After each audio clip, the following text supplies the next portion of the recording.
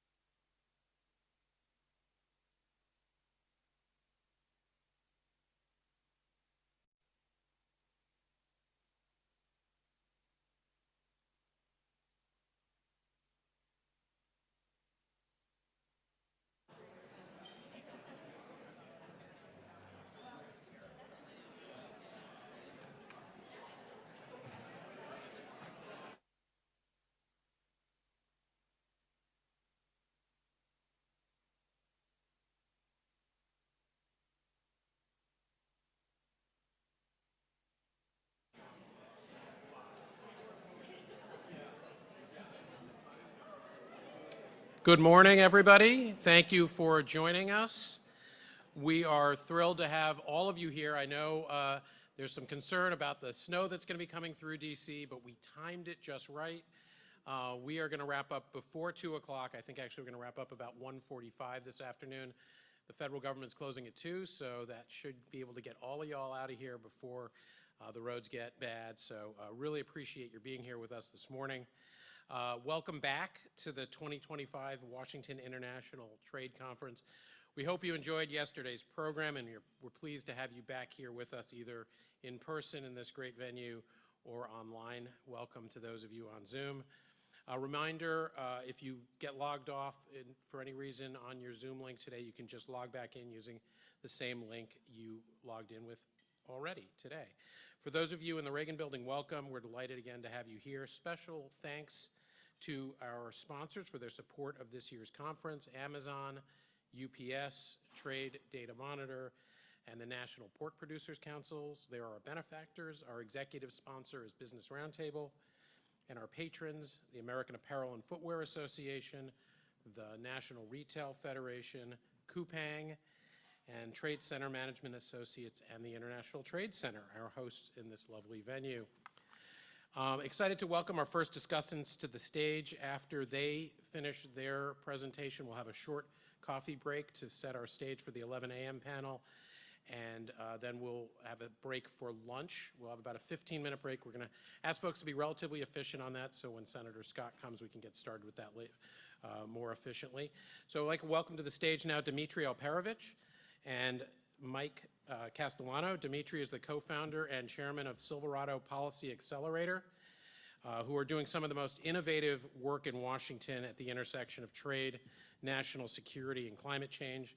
Dmitri is the author of the thought-provoking book, World on the Brink: How America Can Beat China in the Race to the 21st Century, and a frequent commentator on American and global security issues. Welcome, Dmitri. Thank you. Dimitri's joined in the conversation by a good friend of many of ours, Mike Castellano, the executive director of the U.S.-China Economic and Security Review Commission. Thank you, Mike, for joining us. Right. Well, thank you, Ken, and I'm very happy to be here. Thank you, Dimitri, for joining us. Ken already did the intro, so it saved me some words to talk about. But what I thought is we'd just get started, give you a few minutes to sort of level set, talk about your book, why you wrote it, some of the key takeaways you wanted to convey in the book, and then we can get into questions, and at the end, we'll open it up to the crowd. Sure. Well, thank you so much for having me. Look, the book came out in May, but I started writing it in February of 2022. Right after the outbreak of the war, Russia's war on Ukraine, and I was one of the first people to have publicly predicted that he was going to invade months before it happened.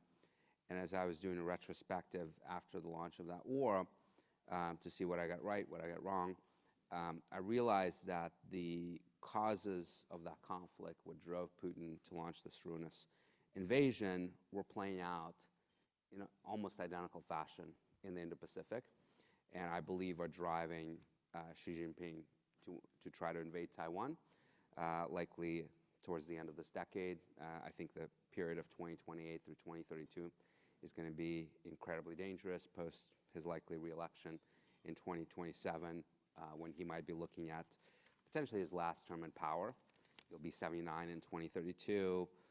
The biological clock waits on no one, and regardless of that, in the Chinese system, they don't tend to elect their leaders in their 80s. So I believe he wants to establish his legacy. Taiwan is that last critical piece that he talks about often to accomplish the rejuvenation of the Chinese nation. And the implications of a conflict over Taiwan, the implications of China taking Taiwan, are even much, much greater than they are for us with Ukraine and the conflict with Russia. So unlike Ukraine, though, we have time. This is not imminent. I don't believe this will happen this year or next year or in 27 even. China is not ready. And I don't think he's penciled a date certain in the calendar. And I do think that he's deterrable. And the premise of the book is really, how do we look holistically at attempting to deter this disaster, and using both military strategy, diplomatic strategy, geopolitical strategy, and economic strategy to influence his decision-making.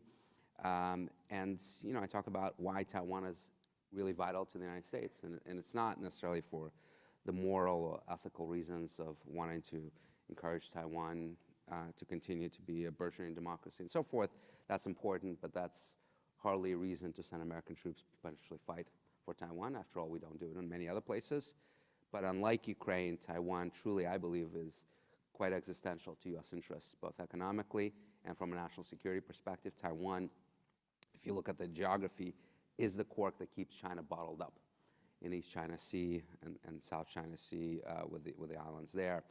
And if China is able to escape that containment, it opens a path for them to dominate East Asia, one of the most vital regions in the world. In Asia, you have 40% of the world's GDP, most of the economic growth, most of the population, and allowing China to dominate that region would be incredibly detrimental to our national security, our economic security, and will likely lead to them using it as a platform for spreading their influence even further around the globe. Thanks. That's very helpful, and I think that's really important because I think a lot of us, especially on the econ and trade side of the world, we look at that Taiwan issue as more kind of a diplomatic, foreign policy issue. So could you also just talk a little bit, just pull the thread a little bit more just on the economic implications. So you've talked about China dominating East Asia. You've talked about the sort of 40% of global GDP. But just so we can get a better understanding of the economic implications of a Taiwan scenario. Well, there are two, right? There's a direct one, which is Taiwan itself. And as everyone knows, it is a major producer of chips, probably one of the most vital goods in today's digital economy. Some people say that chips are the new oil. I actually reject that analogy because there are, of course, alternatives to oil.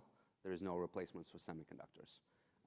And if you don't have semiconductors, we have literally nothing that we enjoy in our modern world, whether it's cars or dishwashers or washing machines or you name it, right? Every piece of electronics has semiconductors. Taiwan not only produces 90% of all advanced chips, statistics that's often thrown around, but even more importantly, produces 40% of all chips, period. Advanced and what I call foundational chips. And that is not going to change in any foreseeable future. There's a lot of misconceptions about the CHIPS Act, which we were big supporters of. I think it's really vital. But the goals of the CHIPS Act was not to reduce U.S. reliance on Taiwan, nor will there be any reduction in terms of Taiwan's market share of chip production in the foreseeable future.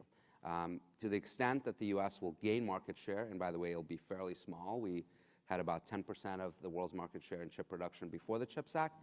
If everything goes swimmingly, which in government policy, industrial policy, you can never count on that, we might get to about 20%, right? So still a fairly small percentage of the overall market share. And to the extent that we will have those gains, they'll come at the expense of Korea, Japan, and some others. It will not come at the expense of Taiwan. Just to give you a sense of the scale of Taiwanese chip production, so TSMC famously opened a fab in Arizona to produce chips, actually being quite successful despite the early stumblings and negative press. In Taiwan for the next 10 years, they're going to build a fab every single year. We have one in Arizona, right? There's just no way that Taiwan will not remain a vital producer of chips for the next 10 years. And China going to war with Taiwan, very likely results in the destruction of that capacity and a global depression. Estimates are that you'll have 5% of global GDP wiped out. In the event that there is unification through coercion and no war, having China own that production is also incredibly problematic, because now we're turning over our economic future and security and making it reliant on China. So that's a direct impact of Taiwan itself. And then, of course, you look at countries like Japan, like Korea, like the Philippines, Malaysia, Vietnam even, in the region, how they will respond to Chinese victory over Taiwan, whether it comes through war with the United States or not. Very likely you will see increased integration with China, increased appeasement of China, and those are the countries that, of course, are vital to us both economically and from a national security perspective. Thank you. That's very helpful. And on the semiconductor piece, in the book, you write a lot about foundational semiconductors. So there's been a lot of focus, and I think these days there's a fair amount of familiarity around the NVIDIA chips, TSMC's role in production at those kind of advanced semiconductors. And so there's just much less on foundational. This is an area where Silverado has been doing great work. And so, in the past 2 years, China has spent about over $90 billion by the estimates. I think the latest numbers are not out, on semiconductor manufacturing equipment at the sort of foundational level. They can no longer buy the higher end. And so China is a big producer of semiconductors, but to put that in context, there was a period of time last year where they bought more semiconductor manufacturing equipment than all other major countries combined, right? So you talk about Taiwan opening a fab a year, right? So I don't know what the numbers are in China, but they're probably more. Dozens, yeah. And so one question that I have that you discuss a bit in the book is, so right now people don't really view these foundational semiconductors as national security sensitive, certainly not in the way the advanced semiconductors are. But if you were to sort of just look at the current trend of Chinese investment in that space as well as their existing market share, right? What are concerns that you see in that market that and what should we be doing now to get ahead of those concerns? So a number of years ago, these foundational chips were called legacy chips. I had a huge objection to that term, and I kind of single-handedly pushed for the renaming of that to foundational, which is getting broader and broader adoption, thankfully.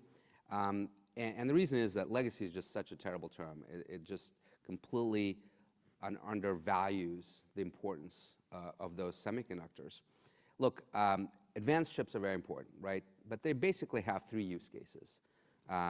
First and foremost, of course, AI and broader cloud computing, modern electronics, your phones, your laptops, et cetera, and then some very, very small percentage of weapon systems, particularly around guidance and the like, use advanced chips. Everything else is foundational chips. In fact, even if you look at this device, right, this iPhone, it has 3 advanced chips in it. It has about 160 to 170 foundational chips, without which there is no iPhone. I could build you, well, not me, but someone could build you an iPhone using only foundational chips, and it will be circa, in terms of capability, 2019 level, when you thought it was still a great iPhone. But if I remove foundational chips from you, you will not have an iPhone, because the screen, the power management, the Wi-Fi, the accelerometer, the GPS, all of that is driven by foundational chips and cannot run on advanced chips. So they're vital to just about everything. AI, right? The GPU in those AI platforms is, of course, an advanced chip. But everything else around it, from power management to networking and to the screen, et cetera, is controlled by foundational chips.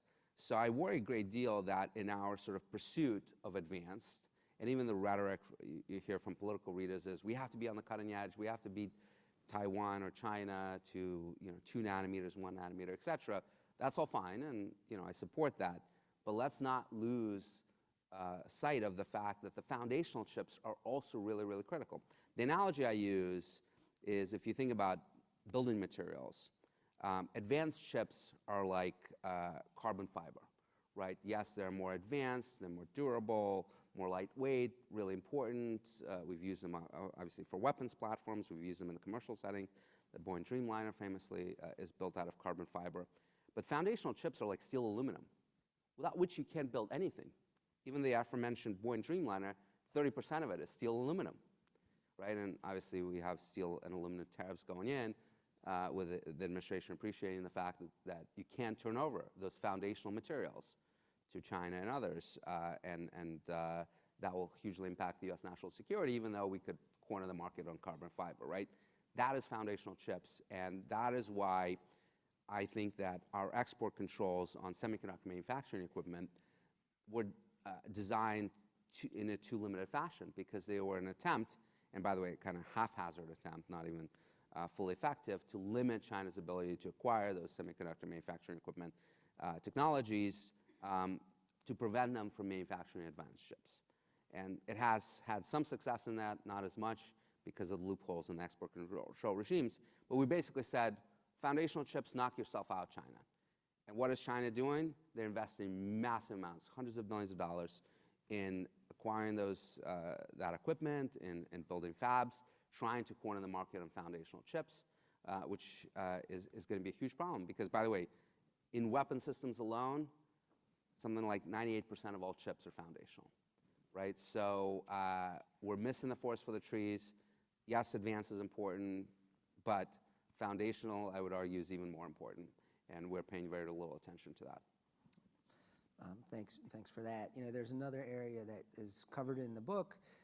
Silverado has done some additional great work on, which is critical minerals. In fact, in my view, Silverado is doing the best work out there on critical minerals. So thank you for both in the book and for your support for Silverado. The book talks about the significant vulnerability of the United States around critical minerals. We've seen China, threatens leverage around critical minerals associated with export controls, more recently associated with the tariffs. There's been some policy response in the U.S., but I'd love you to talk more about the threat as well as what we need to do to significantly reduce that vulnerability. Yeah. No, we have a tremendous team at Silverado working on this issue. Look, the details are really important here, just as they are on the chips issue. And we talk about critical minerals, but the reality is that there are dozens upon dozens of critical minerals, and the problem in each one is very, very different, and not all of them are, frankly, problems. So we put out a report in September on our website, silverado.org, where we talk about which minerals are critical for national defense purposes, and out of that set, which ones we actually have a great deal of reliance on China, because for many we don't. And it's about 12, actually, so it's not a huge set. And by the way, the majority of them, it's not the mining that's the issue, because mining happens in lots of different places, and China actually does not have a lot of mining happening in China itself, and to the extent that mines elsewhere, it's an issue, but it's not an existential issue. But the processing and refining is where you run into problems, because again, depending on the mineral, but in a lot of these minerals, up to 90% of processing and refining is done by China. Now, the good news is that processing and refining minerals is not rocket science. It's not even chip-making science. It's actually pretty easy to do, and the technologies have been around for over 100 years in many of these cases. The issue has been political will to do permitting reform, for example, to allow us to build those facilities, and creating appropriate trade measures to make this viable and economical. Right? I talk in the book about one really interesting study, which is rare earths. So a lot of people talk about rare earths. Most people don't appreciate that we actually have an incredible rare earth mine in the United States called Mountain Pass in California, right on the border of Nevada. I visited it last year. And it is actually one of the earliest rare earth mines in the world. It has been vital to our space race in the last century, to the building of the ICBMs and many other things that we had done. And that mine actually has proven reserves that will last us and our allies for at least a century, maybe more. So we don't have an issue in terms of rare earth supply. And that mine has been producing now 15% of the world's rare earths in the last few years since it's changed ownership. Recently, the new management started refining and processing those rare earths that are coming out of the mine instead of sending them to China, as they had been doing for a long time. Guess what the Chinese started doing? The price started dropping to drive them out of business, right? There are two main rare earth processors in China, Rare Earth South and Rare Earth North. Both of them publicize their financials. They have collectively about 90% of the world's rare earth market. Both have shown losses. Why would you lose money when you have a literal monopoly? Well, it's to drive competitors like MP Materials, the company that owns the mine, in an attempt to drive them out of business, right? So that is why the tariffs that the Biden administration announced last year, and the Trump administration looks like will continue, on rare earths are vitally important, because I asked the CEO at our conference at Silverado last year, what would it take for him to process every single rare earth that's coming out of that mine here domestically? You know what the answer was? Single-digit billions, which in the grand scheme of things, in terms of the U.S. budget, is nothing, is a rounding error. And by the way, he said, I don't even need much of that to come from the U.S. government. If there is a fair playing field where I can produce this at market cost, at market prices, and not be undercut by subsidies from China, I can raise that in the private markets. He runs a public company, right? So we need to adjust that imbalance that exists, where the Chinese are dumping this stuff on our shores to drive those industries out of business, as they've successfully done in so many areas, from solar panels to, recently trying to do this with foundational chips and many, many others. Well, that's a great segue to another question, which is, the U.S.-China Economic Security Review Commission, we were created back when Congress passed PNTR for China, essentially by some members of Congress that thought that was a bad idea. And for the first 10, maybe 15 years of our existence, I think there was, we were generally viewed as China hawks, but also I think our views on trade and economic issues were probably not considered, at least the blob's views on those, if you want to call it that. So your book argues that the U.S. and China are already in a Cold War of sorts, and one of the major differences with that Cold War would be the extent to which China's economy is intertwined with the United States. So I'm going to do this as a two-part. The first one is the United States. So that reality seems to be a major constraint on the types of policies that are practical or even possible this time around. Obviously Cold War I, very limited economic investment relationship with Soviet bloc countries.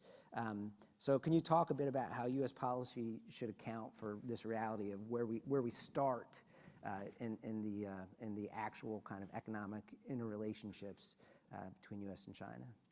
Yeah, Mike, great question. I write in the book that we are in a Cold War II with China.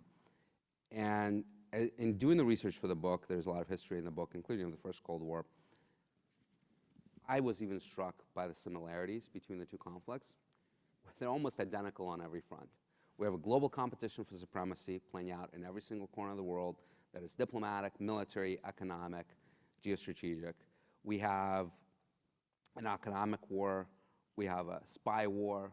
In fact, the levels of espionage against this country is at the highest levels they've ever been, in part enabled by cyber.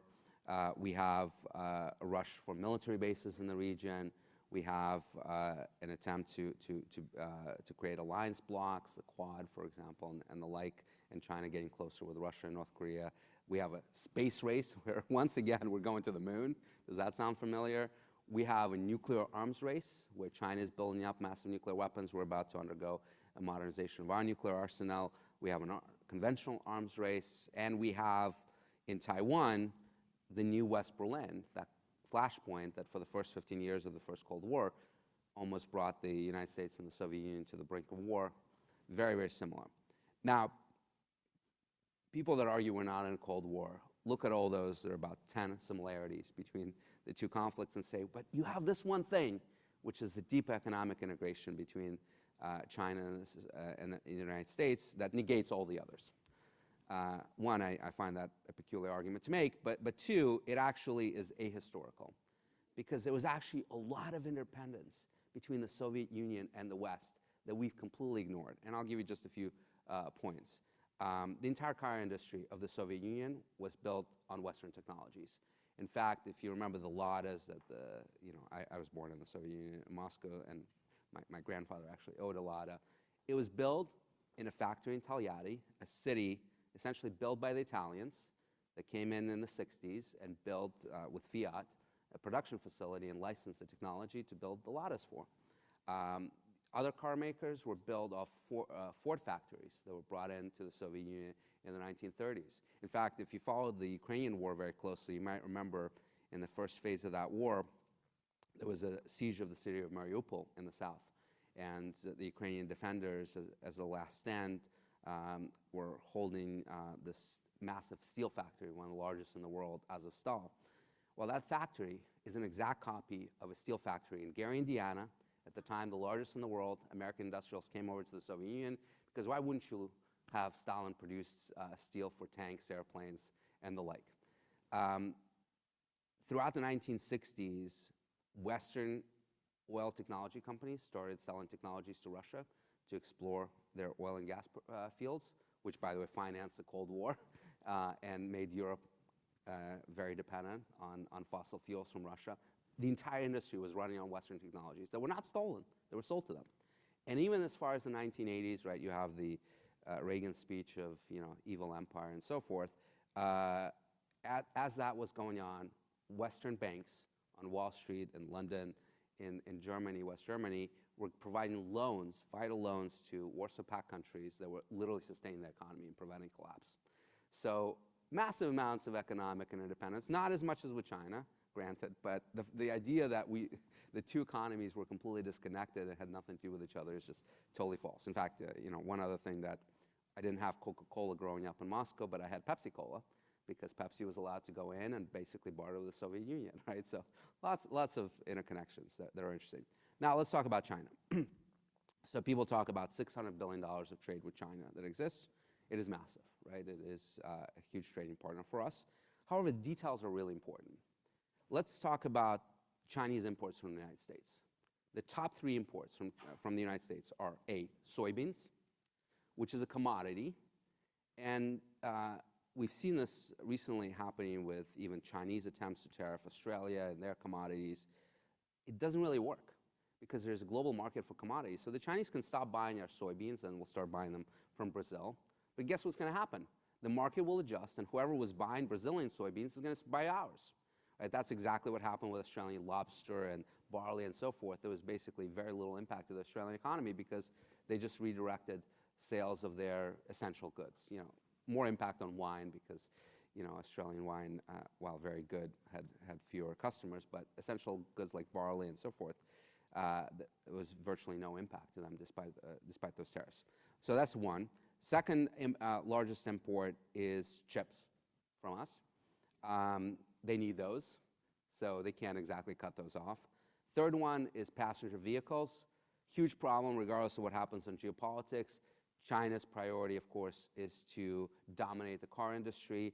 They're making huge strides, particularly in EVs, and you're already seeing sales of Western cars in China decline precipitously. So trade wars or not, that business is going to come to likely an end in the foreseeable future, regardless of what happens in the trade conflict.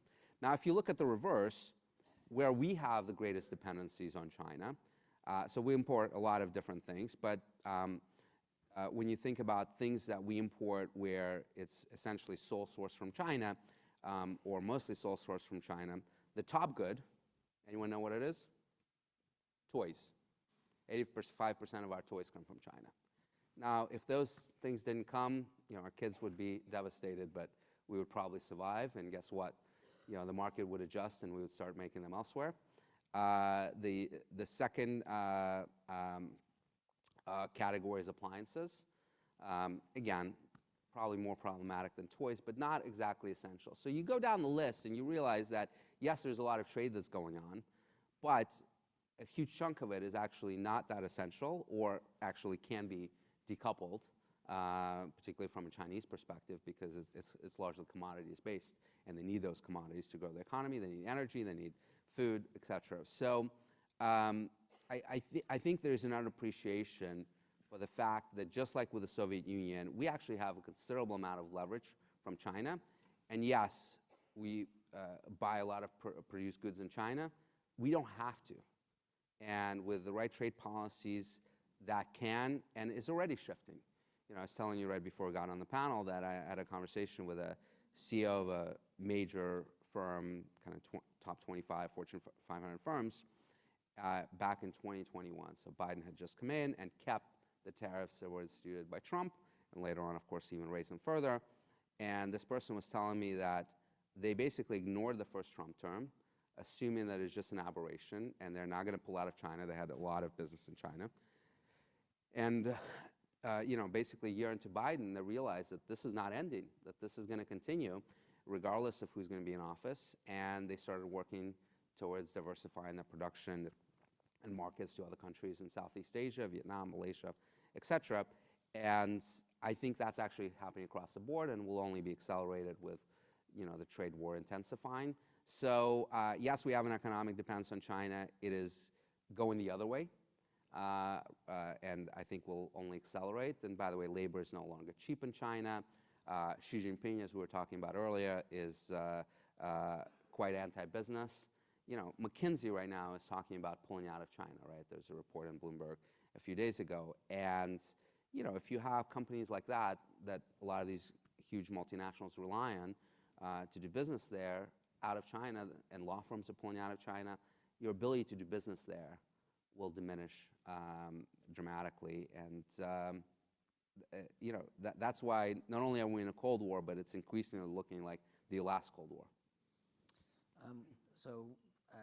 I started by saying it's a two-parter, so similar question but different frame, right? So, another big difference versus the last Cold War, and though given your answer to the previous question maybe not as big as I think, is that most countries in the world, not just the U.S., are economically intertwined with China, right? So China is the top trading partner with more than 120 countries.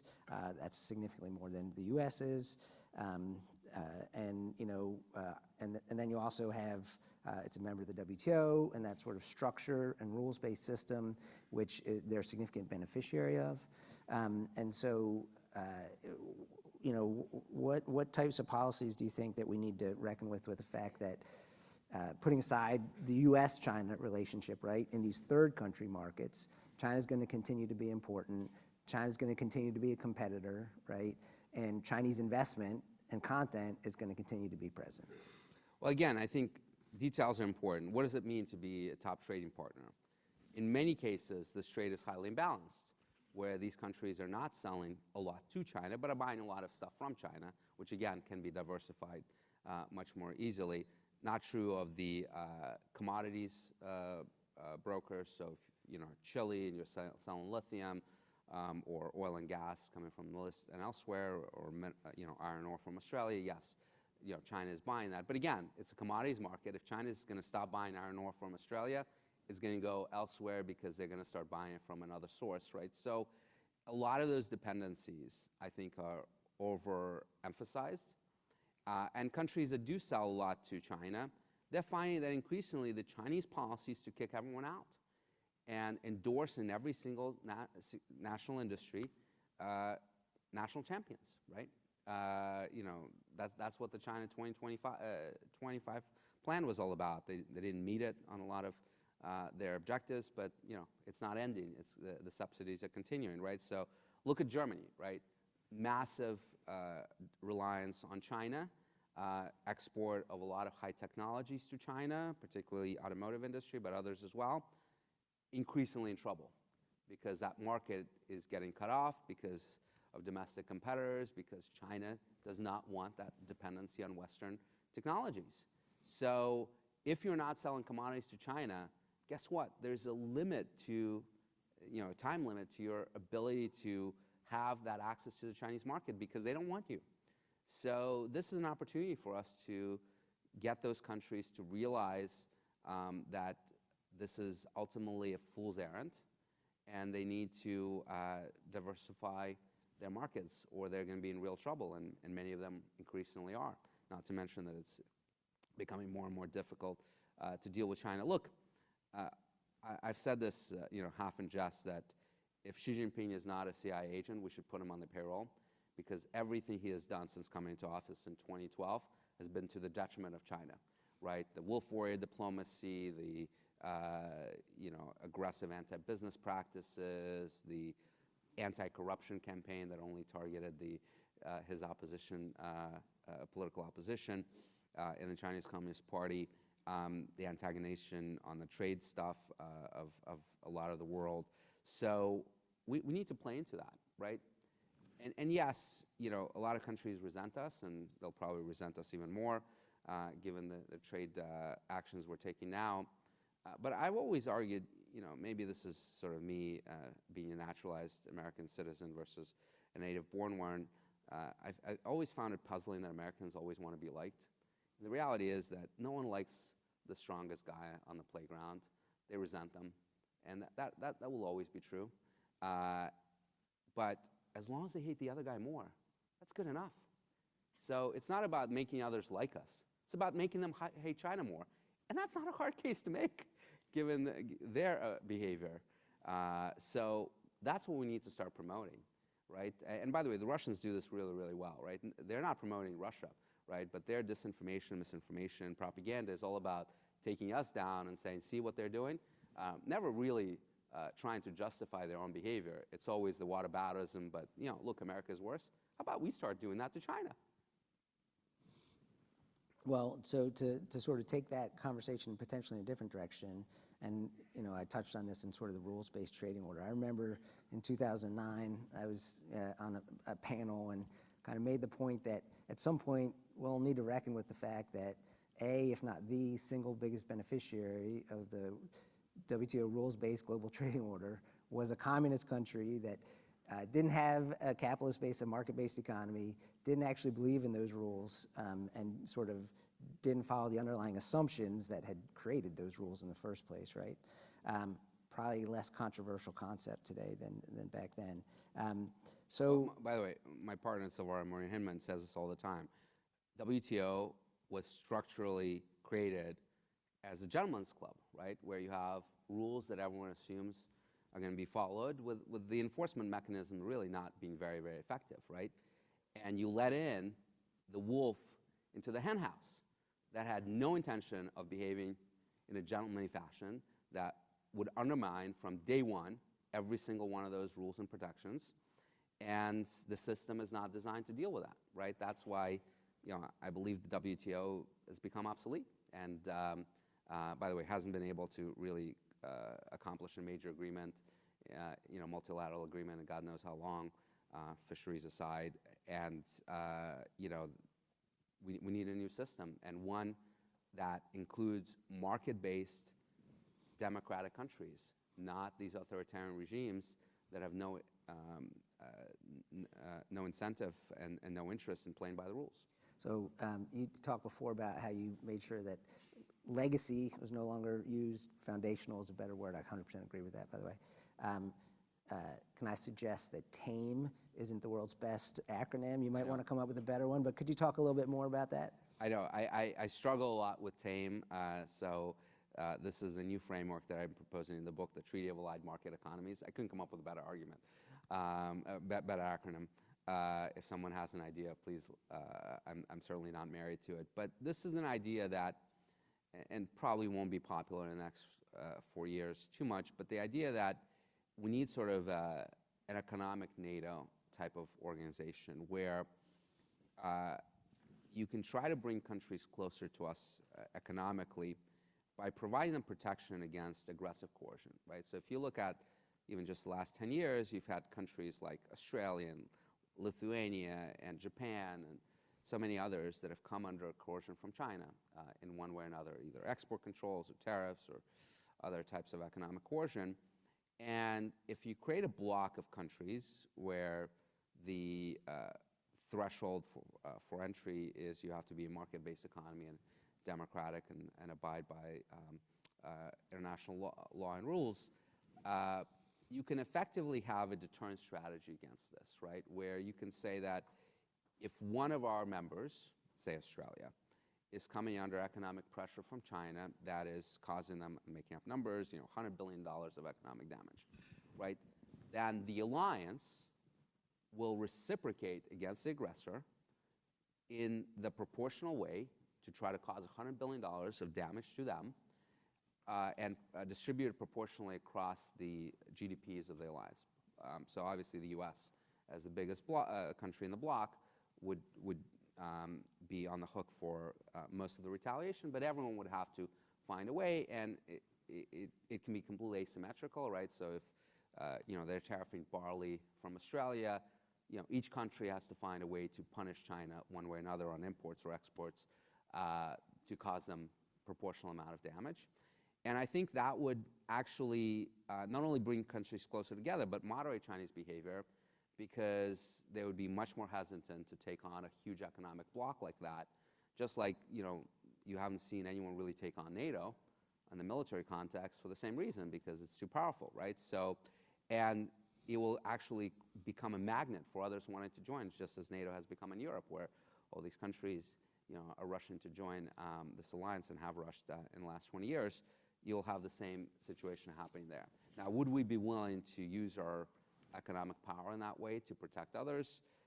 It's probably becoming less politically popular, but I think would be a very powerful concept that would give us a huge leg up on China and expand the strength of our alliances. And I'll just say the overarching point, I think, here is kind of rethinking these broader international structures around the reality of what we're in. By the way, MATE, market-aligned treaty economies, how about that? A little bit better. I'm a chess player, so I love that. So let's open it up to questions from the audience. Boy, that was quick. So someone's got an eager beaver up there, someone want to bring over right here in front, or, oh.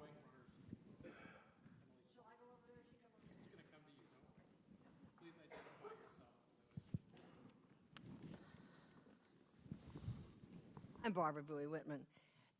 Because you were preparing to make a presentation this morning, you might not have had time to look at the Wall Street Journal. But there's a very interesting article by Walter Russell Mead. The headline says, "Trump outsmarts China on green energy." And the little bit that's picked up in the highlighted part says, by dismantling the net zero agenda, he ramps up economic pressure on Beijing. Very interesting analysis. You might not have had time to read it, but at first confrontation, what do you think of those ideas? Well, I haven't read it, so I don't know. But, look, a transition, an energy transition is going to happen one way or another. People are buying EVs for lots of different reasons. They're just better cars, right? Batteries are going to be much more important energy, part of our energy. So we need to make sure that China does not dominate those critical fields. And actually, so in the book, I talk about kind of 4 technologies and 2 components of those technologies that we need to absolutely make sure will win in the century. One of them is AI and autonomy, and we are winning, despite all the hype about DeepSeek. We can talk about that if you would like, but China's behind, and we can ensure that they're further behind. The second one is biotech and synthetic biology, which I think will be driven by advancements in AI, and not just in medicine, but in things like bioenergetics, biomanufacturing, creating materials in the lab. I think that's a huge industry with enormous potential in the coming decades. And again, if we win the AI race, I think we'll be in a really good position there. The third one is space. We've got a huge leg up on China there, thanks to largely SpaceX with reusable rocketry, but also enormous innovation coming from other startups and big companies like Amazon in that area. And the fourth one is green energy, where we're losing badly, right? Whether it's batteries or solar or wind or even nuclear, China is ahead, largely due to subsidies, largely due to investments that they've made, and I worry that we're going to miss the boat on that. And then the two components we've discussed already, chips and critical minerals.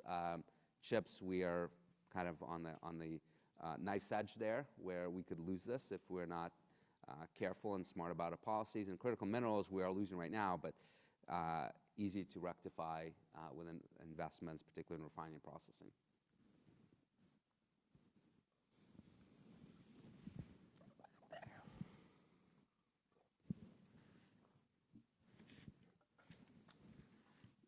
Hi, thanks. Chris Smith. Is China proof that mercantilism works? No, I think it does work.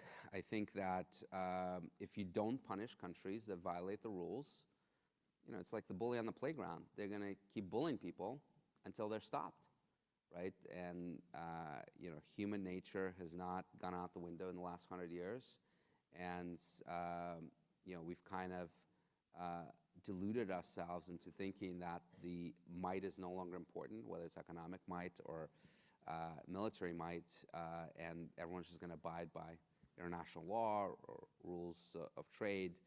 And countries that don't have to and believe they're strong enough to ignore it and won't be punished for it have done so, whether it's Russia invading Ukraine, whether it's China on trade, or even South China Sea incursions and the like.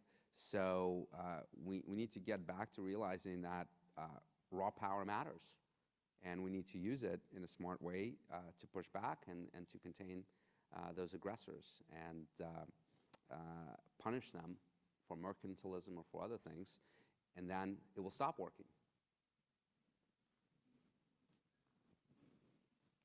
Hi there. My name is Erin. I work in the Office of Consumer Goods at the International Trade Administration, and until 2 weeks ago, I actually covered the toys and games portfolio for our office. So I wanted to kind of talk a little bit about that and ask you a question in regard to what you said, specifically the phrase, "we don't need to make it there." So we work with the larger corporations in the toy and game sector, the ones that we all know, big American companies like Mattel, but we also have met with, within this portfolio, we also cover baby products, and we've met with smaller companies that are trying to manufacturing primarily in China. And what these companies all tell us, as you would expect based on, the bottom line, is that decoupling from China is not realistic. The larger companies have made investments in Vietnam, Malaysia, Indonesia to produce within those markets, and they have moved slightly out of China, but they say that realistically they can't decouple based on the infrastructure there, and also the complete lack of infrastructure within the United States. We have, I believe, one company producing toys in the United States in Michigan that creates kind of crude plastic toys. They aren't the advanced toys that you see today. So my question is, you talk about decoupling. In your opinion, what would you see as a potential strategy looking at something like toys, where we're so dependent on China, for moving in that direction? It's not a strategic sector. The US government doesn't like to touch it because it's so heavily dependent with China right now. And when we look at sectors like that, consumer goods, which are so dependent on China right now for production, how do we decouple and how do we look at that? Yeah. So a couple things. So first of all, I'm actually not in favor of decoupling. I coined this phrase in the book. Again, may not be the best phrase. It's the best one I could come up with. Unidirectional entanglement is what we want, right? We want China to be more dependent on us and for us to be less dependent on China on critical industries.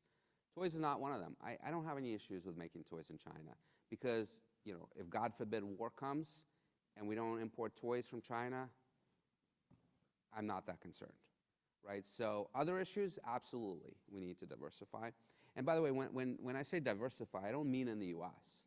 Like, this is not, unfortunately, some of the anti-China policies in the last 8 years have become a jobs issue more than a national security issue.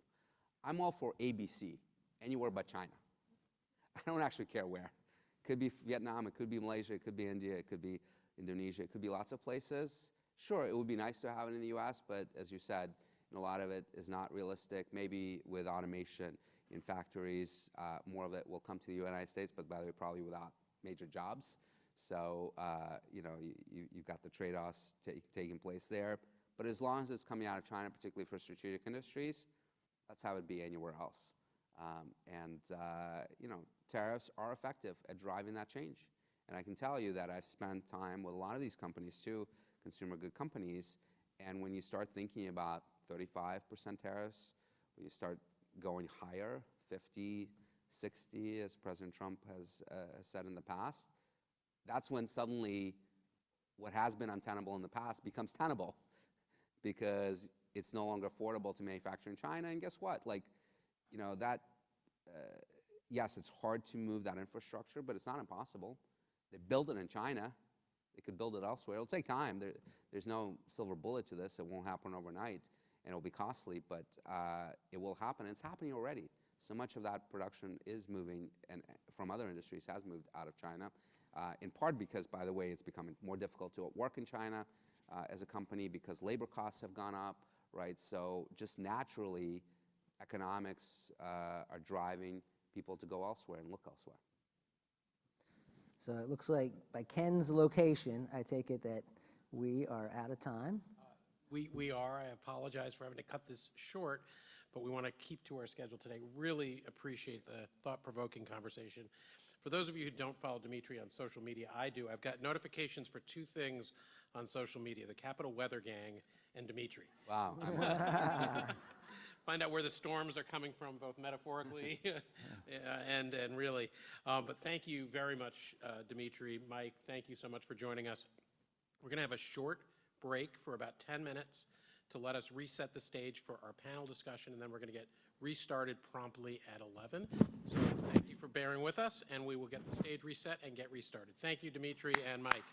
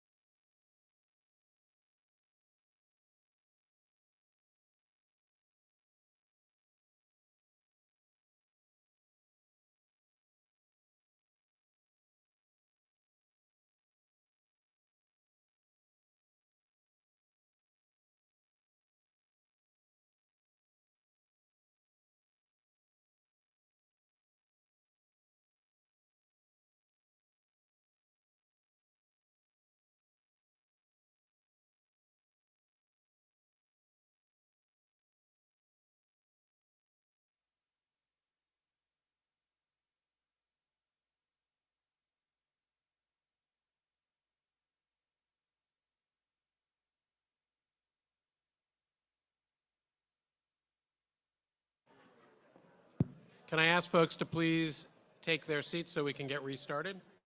It went off.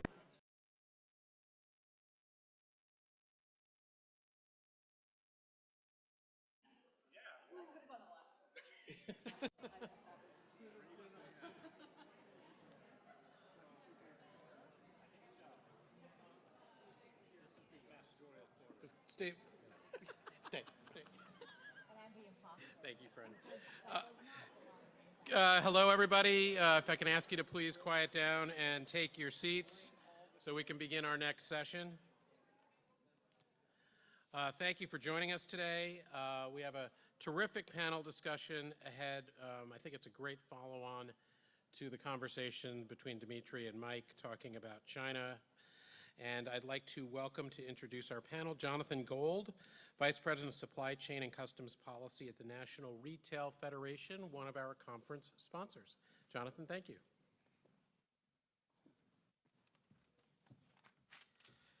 Thanks, Ken. NRF is pleased once again to sponsor WIDA's Trade Conference. We have a great job, Ken, Diego, and the rest of the WIDA team of putting together such a great event. I'm pleased to introduce this next session, China's global reach and regaining American leadership in the Global South. As the administration and Congress continue to focus on China-related issues, how U.S. competes for influence matters for U.S. companies who are looking to diversify with our partners in the Global South. We must be engaged not just for trade purposes, but as we try to tackle immigration as well. American engagement in the region is essential to support jobs and the opportunities that people are looking for. So with that, as Ken said, we have a great lineup today. We have the Honorable Nazak Nikatakara, Ambassador Ted Osius, Ambassador Brian Nichols, Arun Venkataramaran, and our moderator, Kelly Meeman. Great, thank you so much. Honored to be here with this panel here today. We're going to try to address China's role in the Global South. The shift in U.S. trade policy over the last 15 years or so has really taken place in great measure because of China's rise and because of the concerns about national security and concerns about economic security, and those becoming increasingly intertwined. And we saw different administrations approaching that in different ways, right? The Obama administration, at least 2.0, pursuing TPP, RIP TPP, and then the Trump administration 1.0, really ripping off the Band-Aid when it came to China and concerns about them not following the global trade order rules and their pursuit of the 301. So we thought it'd be interesting to hear from our various distinguished speakers here what they've seen and what we can think about doing as a policy response to the current reality as it sits here today. So Arun, given that you were jetting around the world for the Department of Commerce only 22 days ago, really wanted to hear from you because you were traveling all over the world representing the U.S. What did you see? I feel like it's almost a tired talking point that the U.S. has lost ground to China and the Global South, but try to give us a fingertip sense of what you saw and the situation that you think we're confronting right now. Sure. Thanks, Kelly. And let me thank Ken, Diego, the whole WIDA team for allowing me to join this incredibly distinguished panel, and I'll try to live up to the reputation of my friends nearby to look forward to a stimulating discussion. You know, I did just end this job, and it really was the best job in the world to have the privilege of representing the United States and advancing U.S. commercial interests and working with the most incredible, dedicated team of professionals who wake up every day trying to advance U.S. commercial interests and ensure our long-term economic and national security by doing so. And everywhere I traveled, I was actually quite surprised the reception we got, because what could not have been more clear wherever I went, friend, foe, in between, the reality was that, you know, countries and foreign companies want our business more than ever. You know, we have so many counterparts, both in the government and in the private sectors overseas, who are not only open to American goods and services, but in many ways, you know, have a preference for those American goods and services and for the quality and innovation that Brand USA stands for. But we need to do ultimately a better job of helping those partners make that choice so that they make that choice in our favor. And what we saw was that in some cases, there were situations where our businesses weren't showing up. There were deals that were left on the table, there were tenders that were left out, and we did not step up, we didn't participate, and we can certainly get into the reasons for that. But there were, whether you're talking about dredging projects in Latin America, mineral extraction and processing in Africa, road and port development in Asia, time after time, would hear from our partners that they want American companies. They want American companies to compete with others, and they want to ultimately be able to select American companies, but there is a threshold matter of getting American companies to participate. Now, of course, in so many other cases, we do compete, and we know when we compete, the competition is fierce. And our companies are hugely successful in so many areas, but it should really come as no surprise that ultimately, particularly when we're talking about the Global South and at a time when governments are dealing with constrained budgets, the price sensitivity matters. That is an issue for all of our companies, all of our goods and services. And we have to do a better job as private sector and government in laying out the value proposition for American solutions. We know we have the best in the world. We know selected, but we also know that there are challenges in getting them selected ultimately. And of course, I think these challenges are naturally more acute in the Global South. But even within the Global South, we see differences, right? I would say from my experience, and I'm looking forward to hearing what Ted has to say about this, but when I look at India and certain parts of Southeast Asia, I see huge American success stories.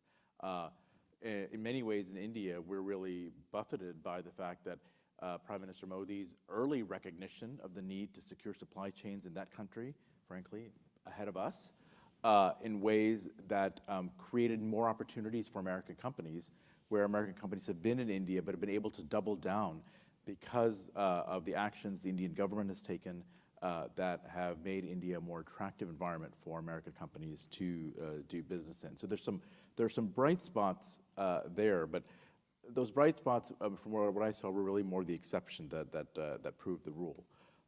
I know we're talking about the Global South, but I just want to make sure we don't forget Europe in this broader conversation, because we do need to remember that when we are talking about Europe, the competition with China in Europe and our efforts to outcompete China are just as fierce as they are anywhere in the world.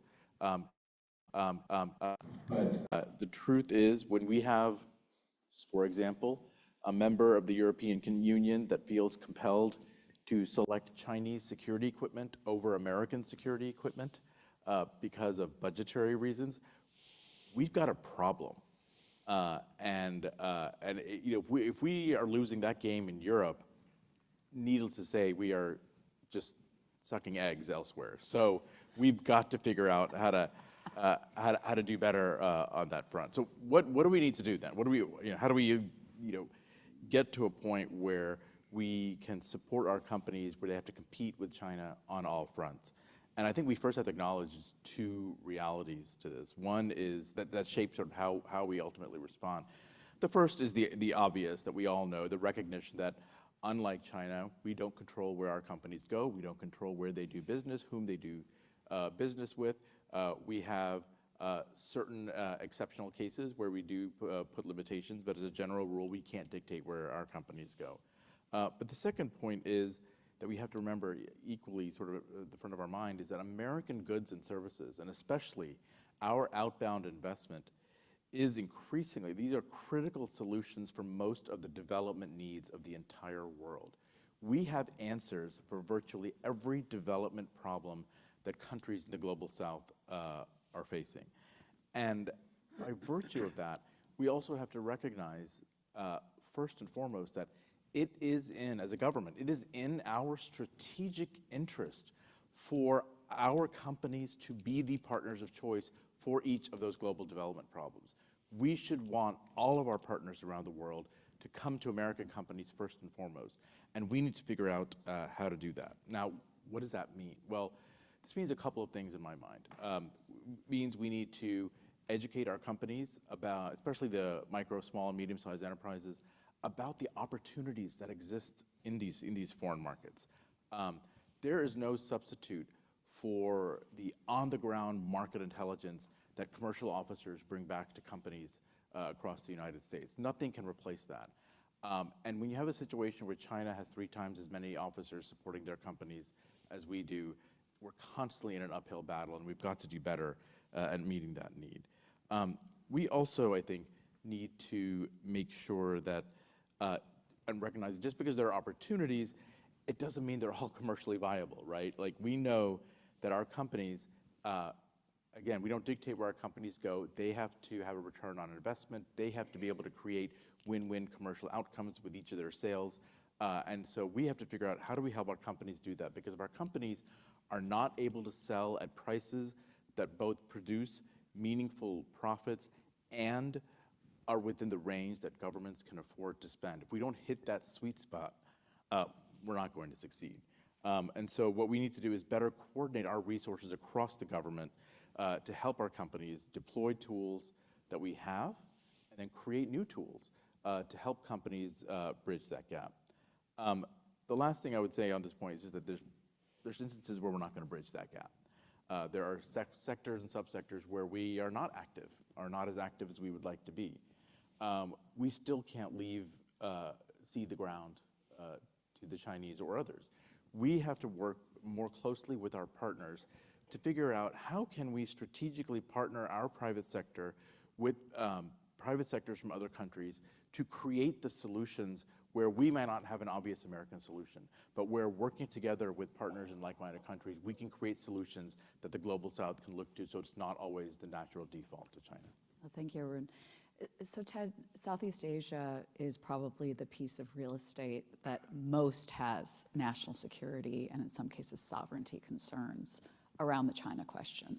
I was hoping that you might speak to us just a bit, because that region is just so uniquely sandwiched between the United States and China from their own national interest standpoint.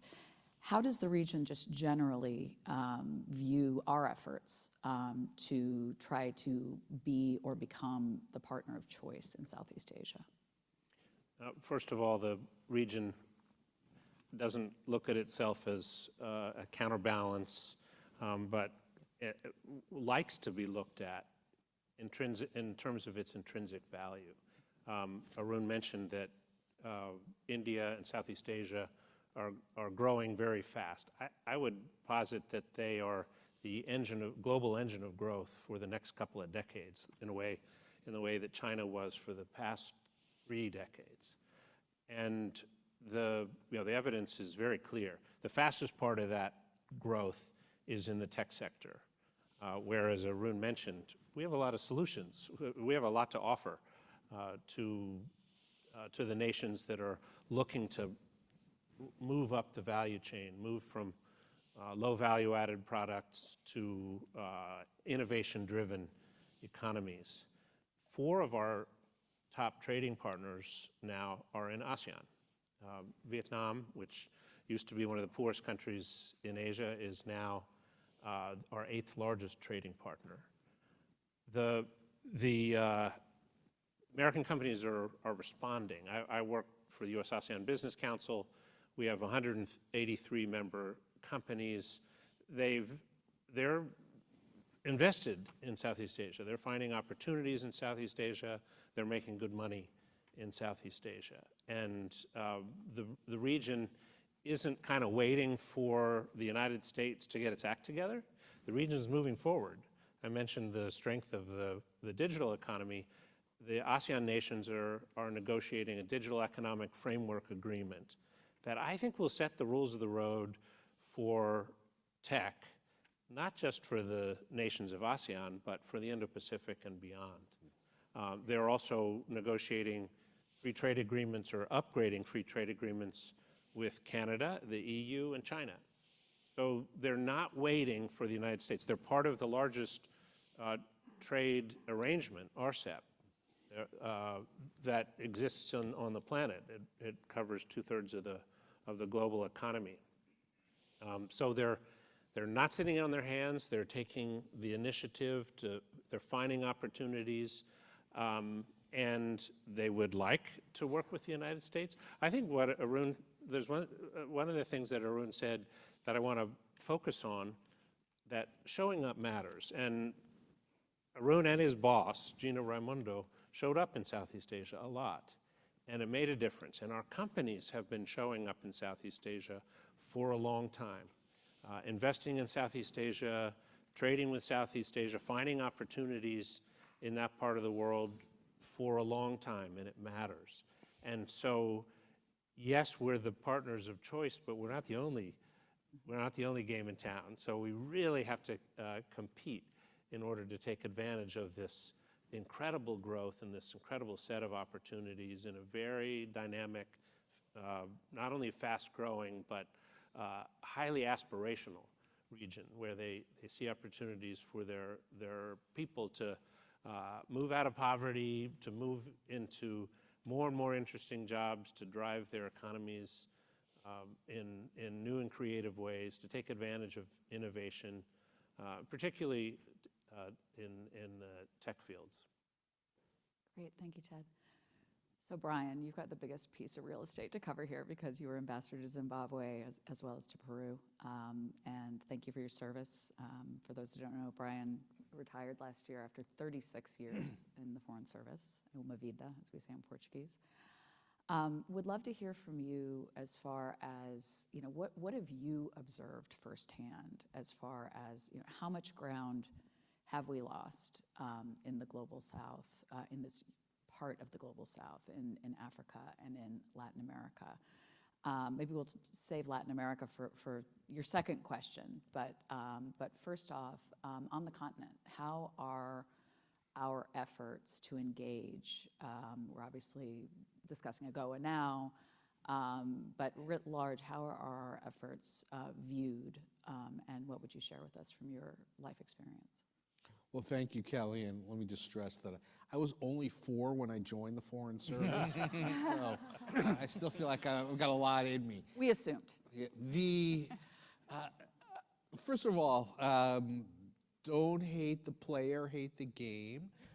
We have to show up, as both the predecessors have stated. We've got to be there on the continent. And I hear the same things from African partners as I do from Latin American partners, that they would love to see a U.S. presence on the ground. And when you look around Africa, you see gaps at the ambassadorial level in country after country. And we've got to staff those posts, and we've got people waiting for confirmation for 400 days or more. That means that our top salesperson is not there delivering a message. When you look at every Chinese embassy, you better believe there's an ambassador in every single Chinese embassy there, and multiple commercial officers. That's probably going to be their biggest section in the embassy. Maybe we don't need to match that level, but we need to be there with a commercial presence as well as economic officers to deliver. Key piece of what the Chinese are able to deliver across the Global South is a solution in a box with financing and implementers. And when we are successful in things like the Lobito Corridor, it's because we're bringing financing and an entire package along with the key U.S. implementing partners to make sure that projects are successful.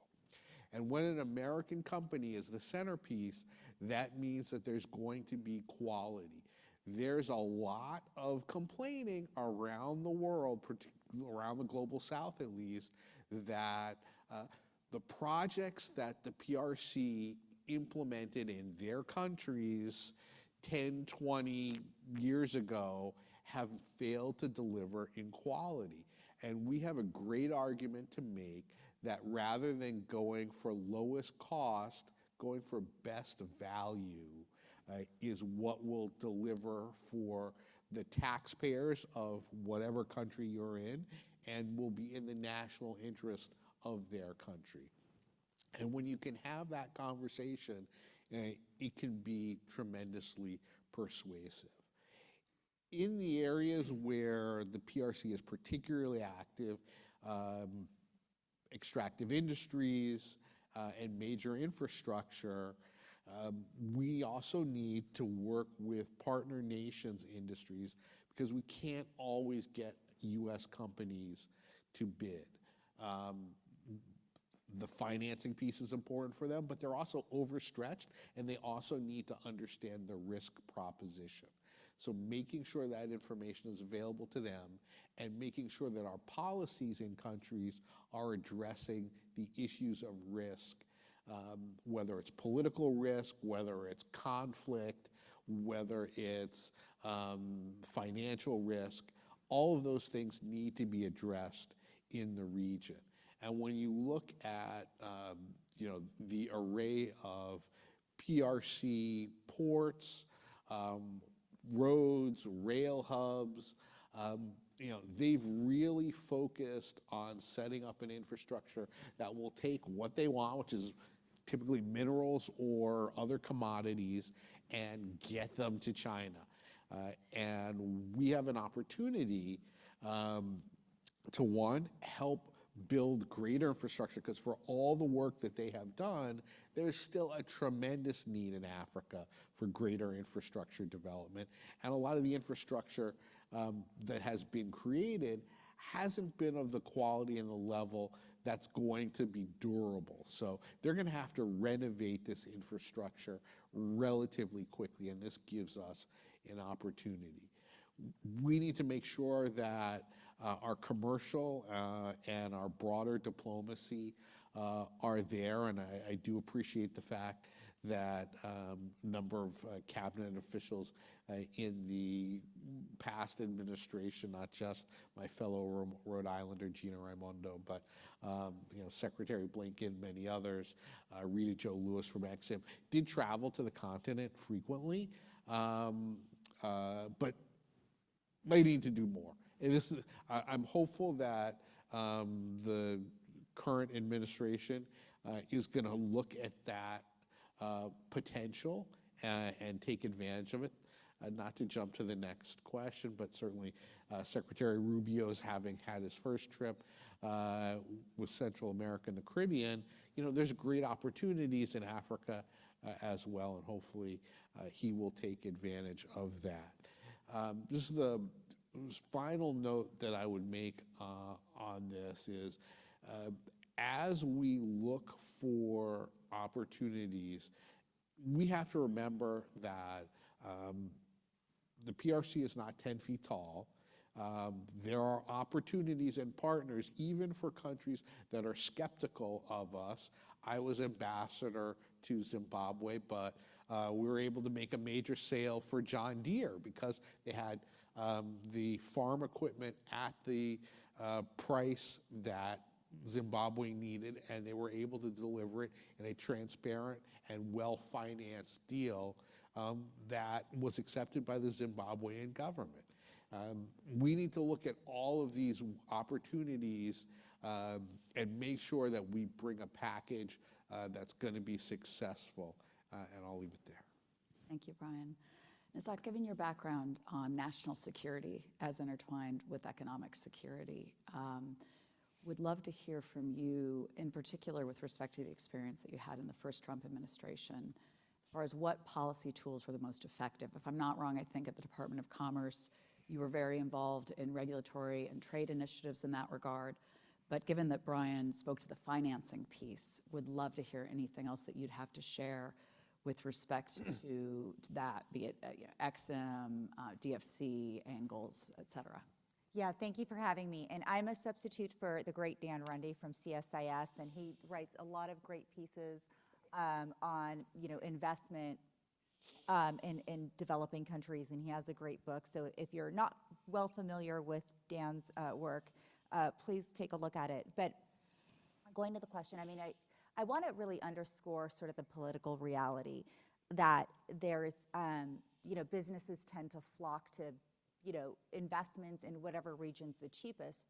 But then there's also the reality that there's some regions in the world that are maybe a little bit geopolitically unstable than others, right? It's all a guessing game, but to the extent that those regions somehow go offline, right? Businesses don't want to be caught off guard. So just in terms of development, diversification, I think is key. And I want to start answering this question with a phone call I got a few years ago. A law school colleague who was former LAPD bomb squad, real decent guy. I trust everything. He's works in the Latin American region. And he called and he said, I hadn't talked to him for 20 plus years. And he called and said, Nazak, I see from your LinkedIn post you're really like focused on China. Let me tell you that the Chinese are all over Latin America and Caribbean. They're buying land. With the land, they're getting rights to the air rights, and they've got the customs officials bribed, and they're smuggling in weapons. And this is happening all around Latin America and the Caribbean countries. Anyway, the situation is grave, it's dire. We need to be there because this is what China is doing. Obviously, China's access of ports around the world, strategic infrastructure. They're leveraging, China's leveraging its access to ports and infrastructure to then compel trade in the RMB. And when they compel trade in the RMB and away from the US dollars, they're going to more and more compel countries to trade with China only and not the United States. So we're seeing that we're slowly getting displaced from these regions in terms of trade. Obviously, Belt and Road, another instrument of coercion. China's investments, we tend to really undermine the extent of China's commercial investments in these countries. They're building schools, they're building factories, they're giving people jobs, but they're building schools. They're generating immense goodwill when the US and US businesses aren't present. And then they're extracting minerals and things from countries, pennies on the dollar, right? Just in a way, raping and pillaging these countries to extract the gains that they need from them. But as policymakers, you've heard there's real tangible solutions. In terms of trade, right? There's right now a shift away from free trade agreements, but more bilateral strategic trade deals. I think this is a great opportunity to work with all of the global South, right? The Southeast Asian nations, Africa, South American nations, Latin American, Caribbean, to do deals in energy, in raw materials, in digital trade, in commodities, right? As we're substituting, if we're going to be, as Dmitri pointed out, substituting away from China, we need to buy things from other countries, right? And so this is a wonderful opportunity for these countries to kind of step in and for us to help them step in to become a substitute for China. In the Trump 1.0, we had the Prosper Africa initiative, and we had this initiative called America Crusade.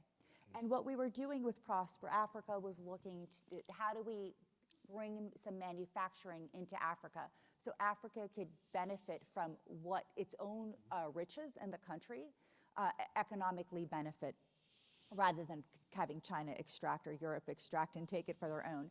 America Crusade, we had MOUs with Latin American and developing and Caribbean countries where we would help them build a regulatory infrastructure to make it easier for US businesses and international businesses, frankly, to invest there.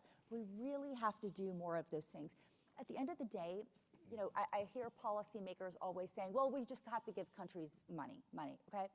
We're not China. China's second largest GDP in the world, one of the lowest per capita GNI, which means companies, the people aren't making money. It all goes to the Chinese government. That's how they have the funding money to fund everything. We believe in companies making money. We believe in people making money. Our government has less revenue. So we have to think more strategically about how to be in these countries.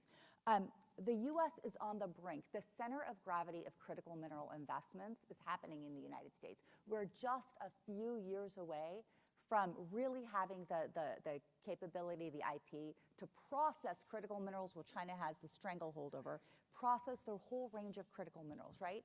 If we can really achieve this, then we're able to provide our technology to the global, to the African nations, to South America, to benefit from their riches. The president talks about, I'm going to go in the north here, but we're going to take Greenland. Forget it, Greenland's going to become an us because the alternative is China processing their critical. This is a massive diplomatic tool. I talk about chips diplomacy, technology diplomacy, right? This is a real great way for us to loosen our export control requirements to help these countries build their capabilities. Remember, we built China into the powerhouse it is today.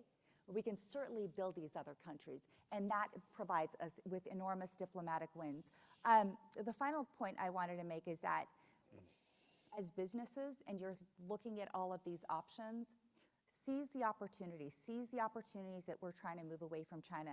The government isn't going to come up with a solution for you. They never will. They have way too much on their plates.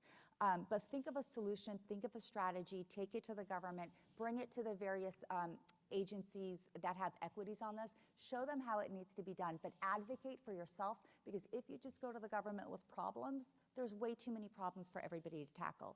Go in with solutions, seize this opportunity, capitalize on these opportunities, and then the government is going to be very inclined and will have the roadmap to help you. We have enormous opportunities, we just forget that we do. And we've got to think about how our innovations are going to pull these countries in the U.S.'s favor. Final point, Arun mentioned the value proposition. When I was at the International Trade Administration, we would do these bilateral talks and deals with other countries. I used to say over and over again, when you do business with Chinese entities, you're doing business with the CCP. When you do business with the United States, you're doing business with American companies. If something goes awry, who do you think you have more leverage with, the CCP or the American companies, right? We operate in a transparent way through the international, tribunal system if there's a dispute. The value proposition's there. It's not just us throwing money at them, but we've got to really make the case for American businesses. Zach, thank you so much for that. And I'm sure we all walk around with the America First Trade Policy Memorandum in our pocketbooks, but not to put words in your mouth, but I'm hearing letter G, which I was super psyched to see personally. The United States Trade Representative shall identify countries with which the United States can negotiate agreements on a bilateral or sector-specific basis. So that's something we can think about when trying to build a positive agenda that I think you were alluding to in your comments. So thank you for that. Arun, would love to hear from you with your perspective. Obviously, under the Biden administration, industrial policy took a front seat to trade policy as far as a strategy for competing more effectively with China. I'm wondering if you could speak to the effectiveness of that strategy, where we need to take it from here, and is industrial policy alone enough, and or what other components of the strategy would you recommend that the United States pursue going forward? Yeah, the first thing I would say is that I'm happy to see that we are in a place where we're moving past stale philosophical debates about free markets versus, other, like, the reality is we all live in a world now where we recognize that governments influence and shape the markets in which business operates, and that government has a role to play, and that we need to figure out what that appropriate role is, and to also recognize that the government has to, because of its influence, we have to shape that influence in a way, and in certain sectors that means really shaping it in a way that enhances our long-term economic and national security. I want to quibble a little bit with the framing of the question, because I think from where I sit, when you look at responsible industrial policy, it has to have that essence of intentionality, and I think that intentionality that we need to have nowadays has to begin with this understanding that done properly, healthy industrial policy is and must be a holistic enterprise. Industrial policy is not subsidy policy, right? Done properly, industrial policy is the through line that in every policy area we operate in, whether it's tax policy, trade policy, competition policy, energy policy, there has to be an industrial component and vision to each of those. Because that real industrial policy, and I think this is the way successful countries do this, is their governing and their policy making writ large is infused with the sense of supporting industry. Now, let's be clear, like I think the role we have for industrial policy to be present in all of our policymaking areas does not mean that we become China. Does not mean we become a socialist country. It doesn't mean that we control our companies. That's not where we're headed.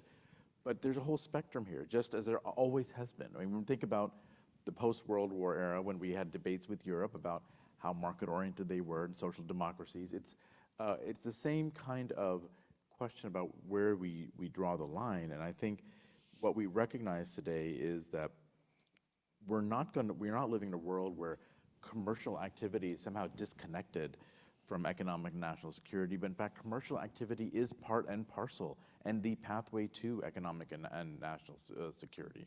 So governments will have to play a role to maintain that security, and I think you saw that reflected in the Bipartisan Infrastructure Law, the Inflation Reduction Act, and the CHIPS and Science Act.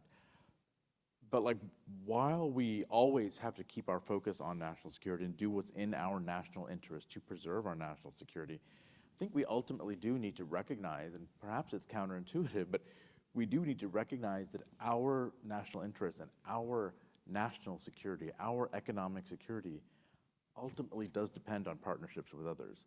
We ain't gonna do this alone. I mean, this is really, whether you talk about chips, artificial intelligence, autos, green technology, all of these things, we're going to have to rely on, secure supplies from, partners that we can trust. We're going to have to rely on, co-innovations, co-developing that we do with trusted partners. We're going to have to rely on partners that work with us on export control and sanctions enforcement in order to ensure our long-term economic and national security. And I think from where I sit, that's exactly what we tried to do in the Biden-Harris administration. We did try to build these partnerships that recognized we have to go beyond traditional ways of thinking. As Zach pointed out, trade agreements are great, but the world needs much more than trade agreements, much, much more. What the world needs, we're still trying to figure that out. There was a lot of, I think, criticism and concern about some of the approaches the Biden administration was taking, but we were very much trying to figure out what are the different vehicles and tools that we can use to get the kinds of partnerships that Nizak was talking about that go beyond the trade agreements. And so we did do things like the Indo-Pacific Economic Framework, the Mineral Security Partnership. We did make active and aggressive use of our Defense Production Act to partner with Canadian and UK companies. We did do negotiations on critical minerals agreements. We did brand new commercial investment partnerships in Africa. And I think we did semiconductor partnerships in Costa Rica and India.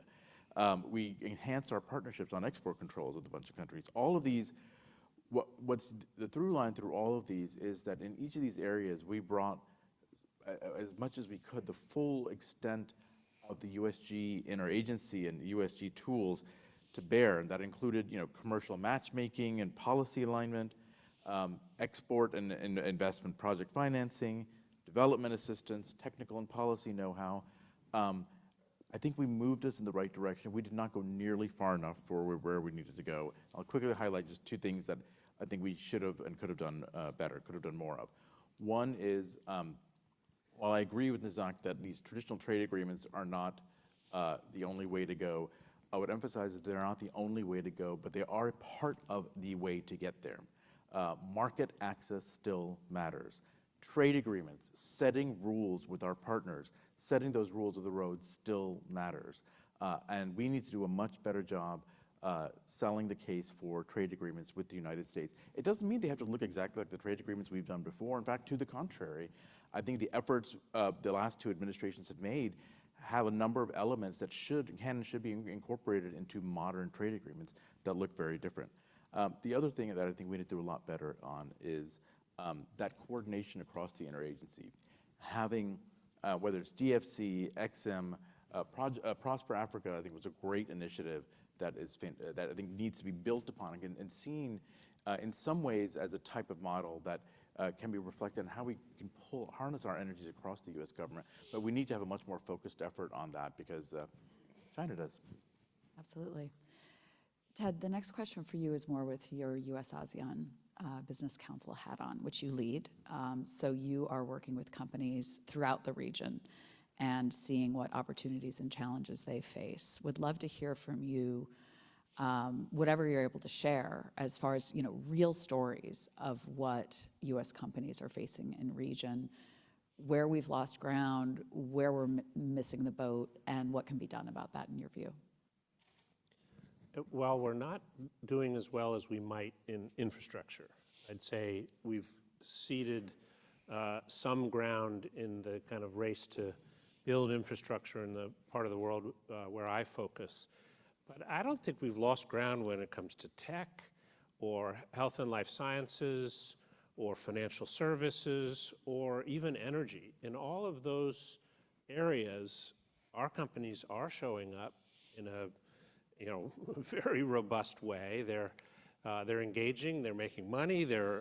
Since we work with so many companies that are in those fields, we're seeing their successes as well as their challenges. I think I'm really interested in Arun's outline of kind of what is possible. What we're missing, what I still think we're missing, is a proactive, positive trade agenda. We're pretty clear about what we're against, but we haven't been as clear about what we're for. And Arun acknowledged we haven't gone far enough, but we have found that when we show up, even on infrastructure, we tend to prevail.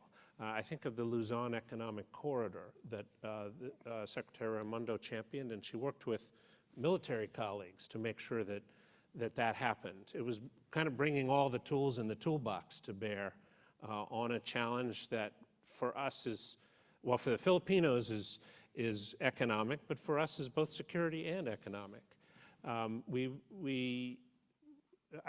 want to come back to this infrastructure concern, because infrastructure isn't just ports and bridges, it's also things like undersea cables.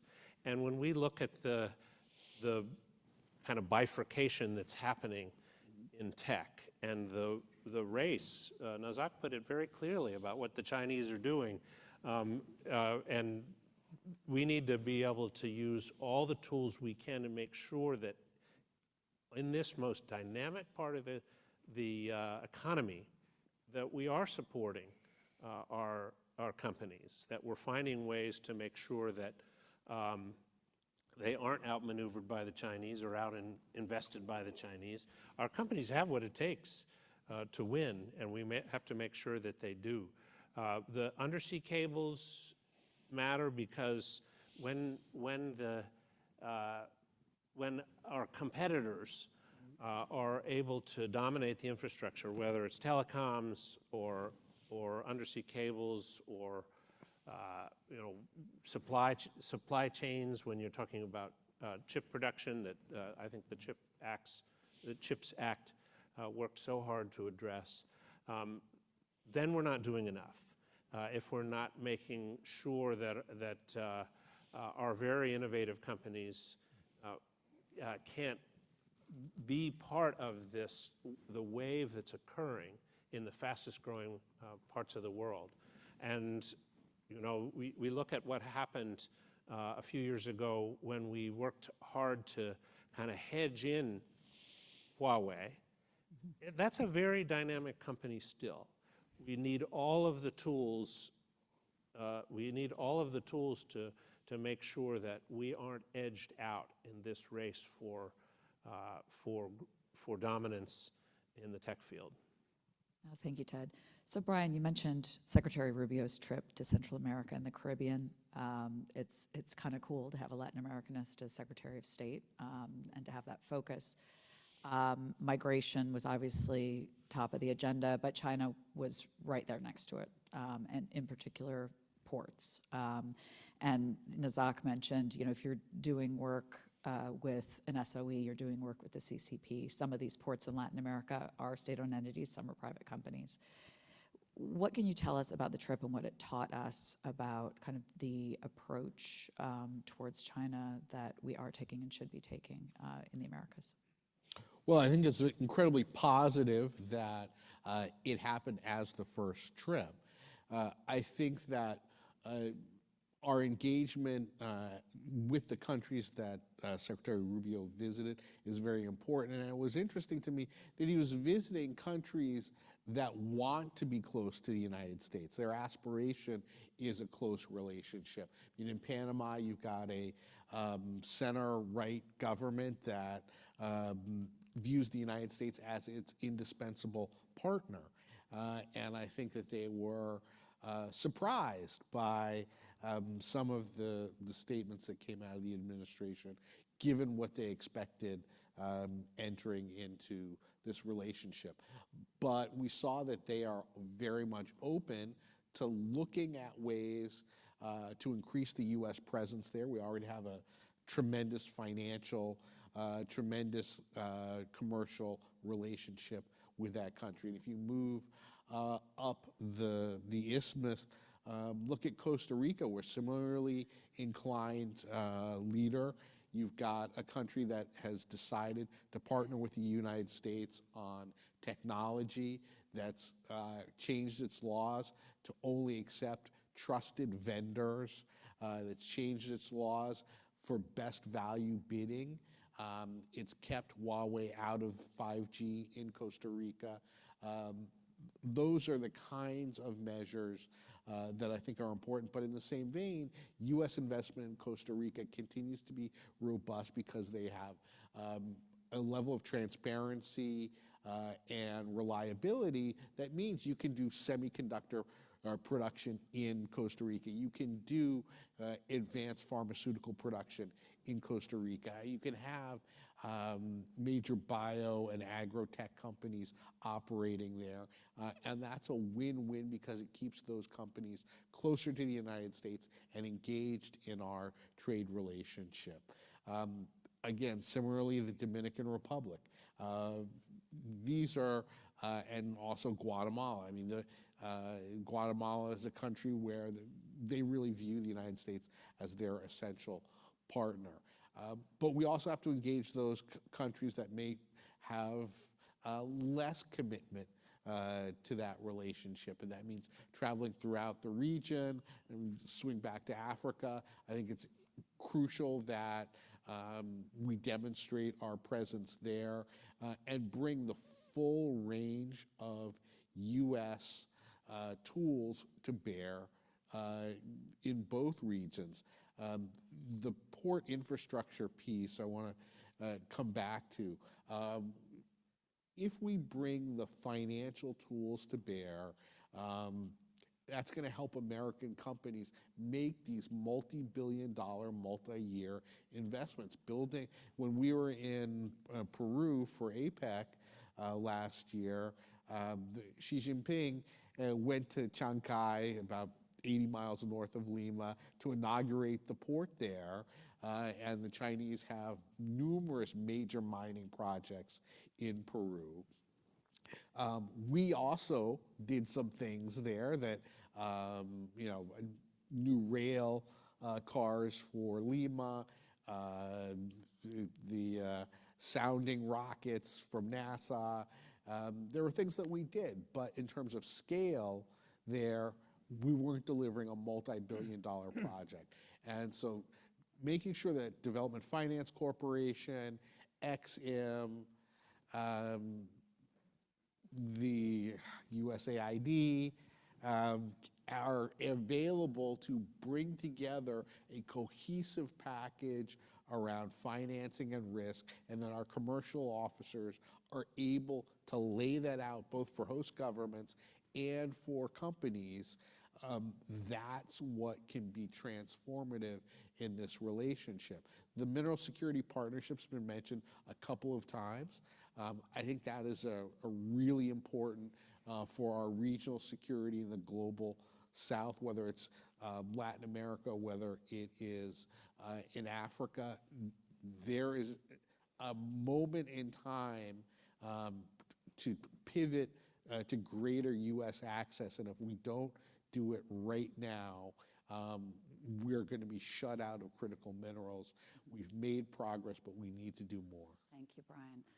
I'm going to get yelled at by Ken Nazak, but I'm going to give you 4 minutes, if I may. I know you've done some really thoughtful work and thinking around BRI and how countries that are interested in distancing themselves, and I know at least working on Latin America, the bloom is off the rose in some cases with respect to Chinese involvement. The bill's coming due on BRI, promised investments aren't actually coming to fruition, et cetera.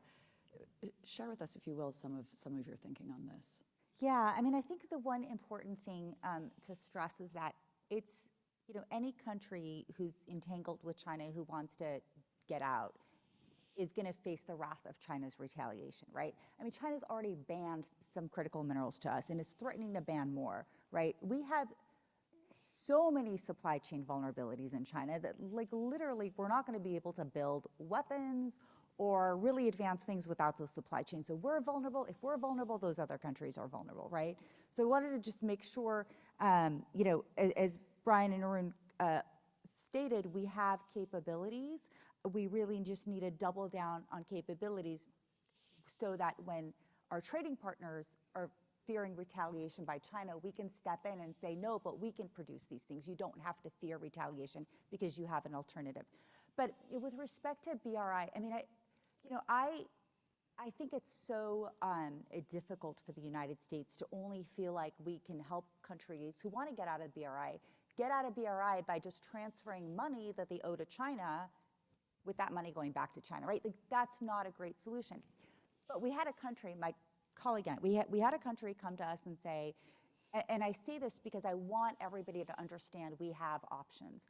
We had a country come to us and say, hey, I want to get out of BRI. Like, what are my options? We pulled the BRI contract, which is available online, and it basically says China builds an infrastructure project. If you can't pay the exorbitant fees by the time China wants it, they can take any asset in your country, any asset in your country. And if you don't like it, you get to try this in Chinese courts under Chinese law. So we said, well, this is interesting. Here's your way out. We're going to write an op-ed on this because we wanted to really spread the word. But we said, look, you institute immediate national security laws that prevent the China. So first you reduce the value of the investment, whatever you owe China.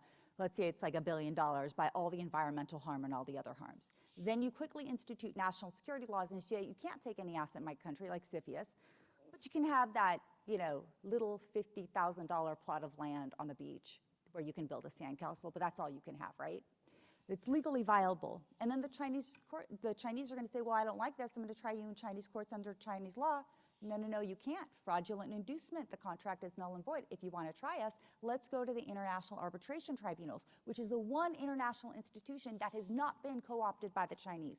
Guys, for $3 million, approximating the cost of arbitration, every single country can get out of BRI, right?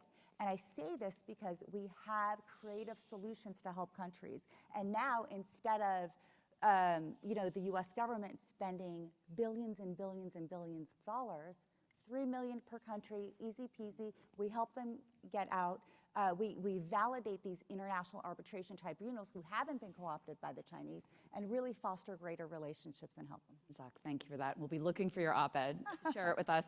I just want to really thank our panelists. Ken, thanks to you. I do want to, just as we close, say we avoided talking about development policy and tariffs in this panel because we wanted to give a real snapshot of where we're at and things that we proactively and productively could do with respect to China and the U.S.'s role in the global south. But I did want to at least just close saying it's not that we're ignoring it. They're both very important, but really want to thank our panelists for your creative and thoughtful ideas today. Thank you.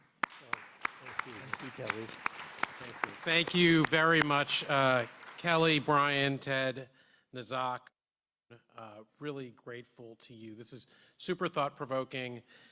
Big shout out to Kelly, who reached out to me to talk about how she could pull together this panel. So I want to encourage all of you, when you have ideas, bring them to us. They sometimes make it to webinars, and sometimes they can even make it on the big stage. So thank you very much for your help in pulling this together. Thank you for joining us. For all of you, we have a 20-minute window to get your lunch, bring it back to your seats, and then we're going to try to get restarted with Senator Tim Scott as soon as he arrives. So please head on out. I know you want to socialize, but try to do that while you're waiting in line, not just before you get in line. Thank you.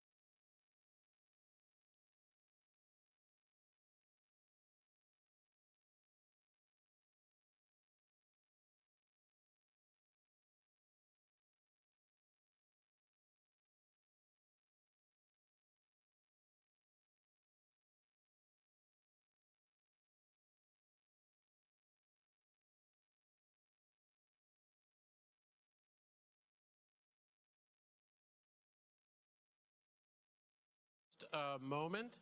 I know you all have your lunches, but we'll try to get started and then move through our program this afternoon relatively quickly.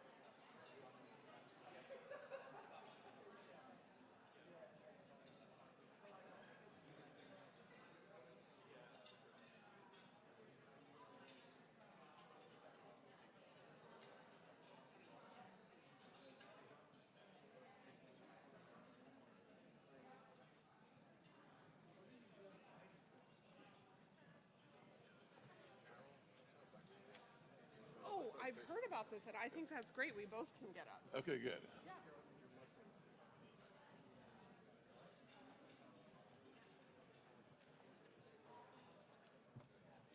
Good afternoon and welcome to our restart of our program. It's been a packed couple of days online and in person, and we're thrilled and honored to have Senator Tim Scott with us. To introduce the senator in this session, I'd like to welcome to the stage Maria Ziba, Vice President of Government Affairs for the National Pork Producers Council, one of our conference sponsors and a WIDA board member. Maria?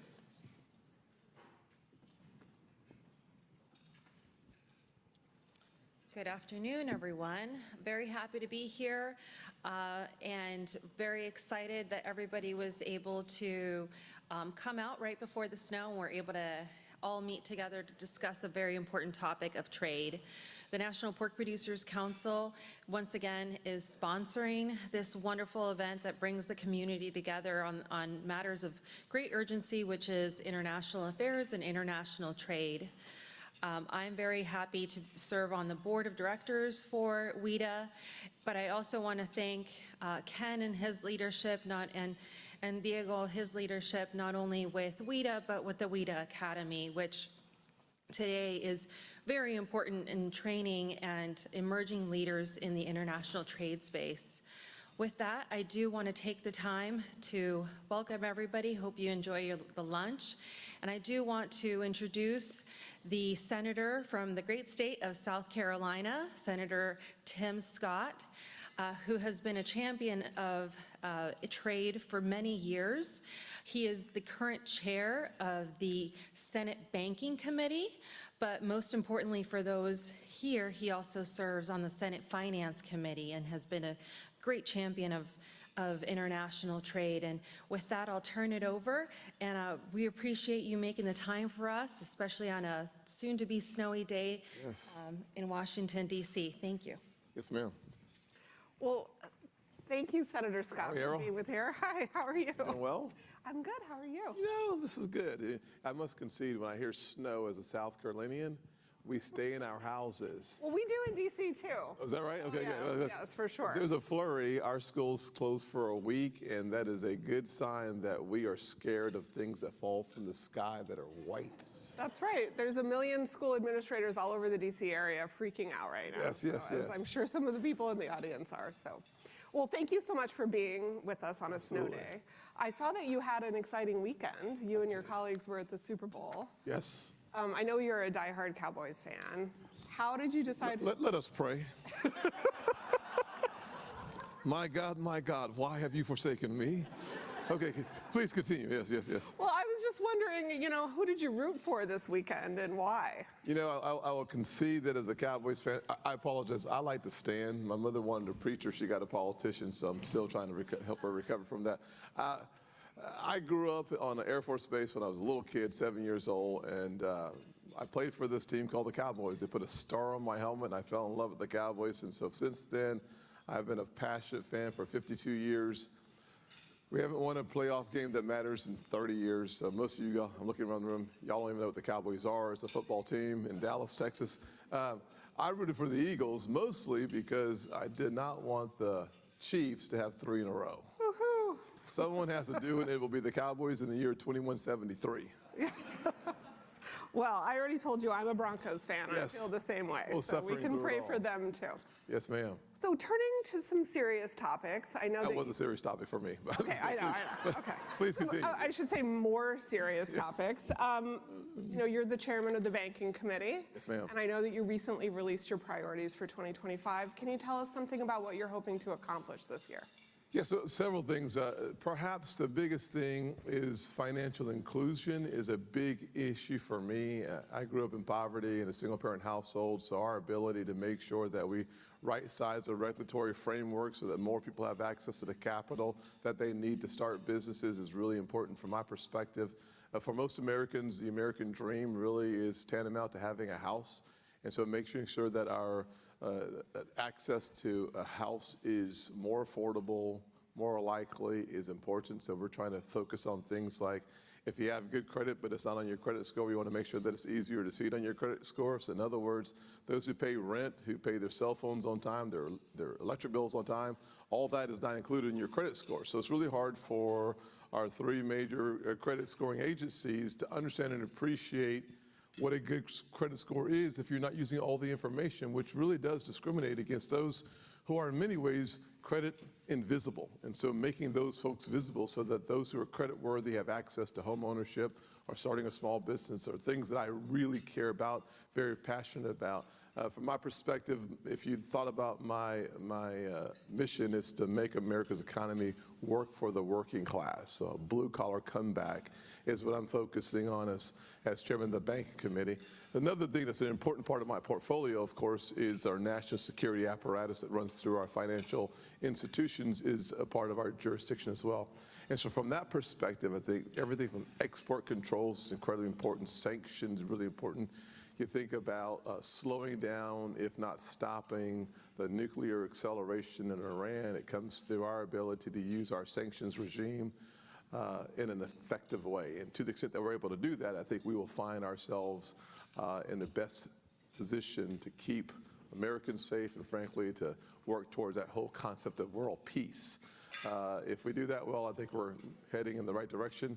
Finally, on the national security front, it's hard to have a conversation about national security without thinking about border security. And perhaps for me, it comes down to a good friend of mine whose son died about 2 years ago because of fentanyl coming across our southern border.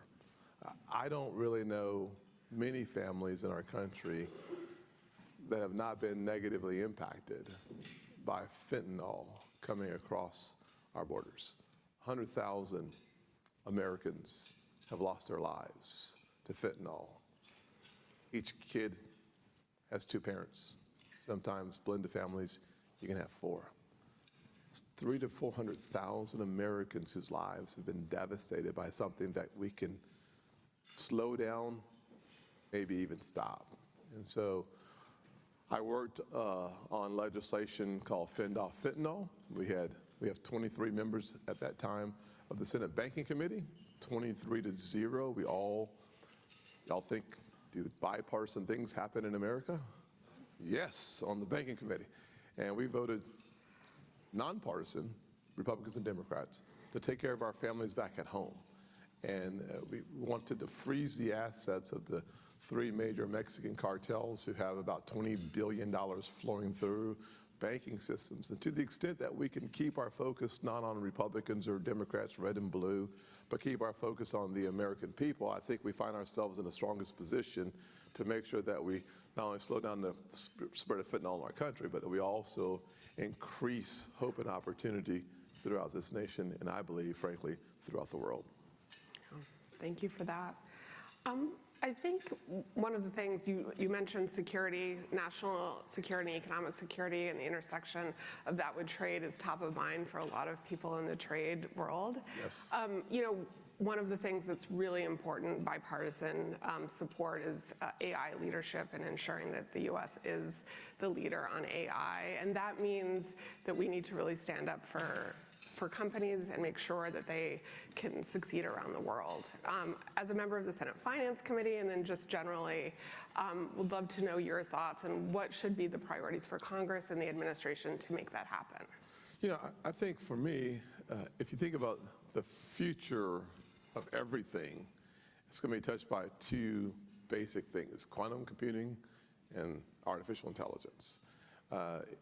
Understanding that, to me, means having the lightest touch necessary, not possible, but necessary to make sure that our focus is on making sure that our private sector is gung-ho moving forward in this technological revolution that will overwhelm the world. And I want the origins of that as often as possible to be here in America. And so to the extent that we right-size our regulatory framework and our legislative priorities to make that goal achievable is in our collective best interest. I think consistently the government, we do most things in a mediocre way. The private sector seems to have the position of supremacy on getting things done. And so to the extent that we empower the private sector, I think we're better off. The more we try to figure out how to stop it from happening here through rules or regs, I'm thinking about a couple, AI diffusion rule and others, maybe well-intentioned, I don't know, but at the end of the day, it typically has unintended consequences that have not been fully vetted or baked into our philosophy. Therefore, it's hard for us to make really good objective decisions if ours is to blanket entire sectors of our economy and say, you know what, you can't do this, you can't do that. So my hope is that the light touch will go a long way into making sure that America's supremacy financially is also technologically, because in my opinion, they're wet and water. They cannot be separated. Yeah, and I think that not only in the U.S., I think that's an excellent point for U.S., but also around the world. I think a lot of countries feel that it's perfectly acceptable for them to put restrictions on U.S. companies, and interested in your thoughts about that and what we should be doing to combat that. I think if you think about the place where free market and capitalism is hard to survive, it's Europe in so many ways. If you want to see capital formation, you have to turn to the West, and when I say the West, I mean like America. Yeah. Yes. So like the West Coast, Silicon Valley, East Coast, Boston, New York, of course, the new digital harbor called Charleston, South Carolina. That's right. I call home. There are a lot of places that it's happening, but it's not happening in Europe. Why? Because the rules are so oppressive and so aggressive that it actually stymies creativity and innovation. You actually need a free market that allows for winners and losers to actually happen. And if you have a market where winners are losers, you don't want any losers, you won't have any winners. And that's what we're seeing around the globe. And so that puts pressure on their markets, but it also frees our market to continue to be the global leader. If we're going to continue that position, and I'll use the word supremacy about 15 times before I'm done, because I think that has to be reinforced, and I want it to be ingrained in our consciousness that there is an opportunity for us to be the dominant force for good in the world if we understand how to maintain that. And the more you regulate it, the less you get. That's why I say innovate before regulating completely. Soft touch is important. Now, right-sizing your regulatory regime so as to allow for more opportunities and more competition is good. That does not mean zero regulations. That's bad.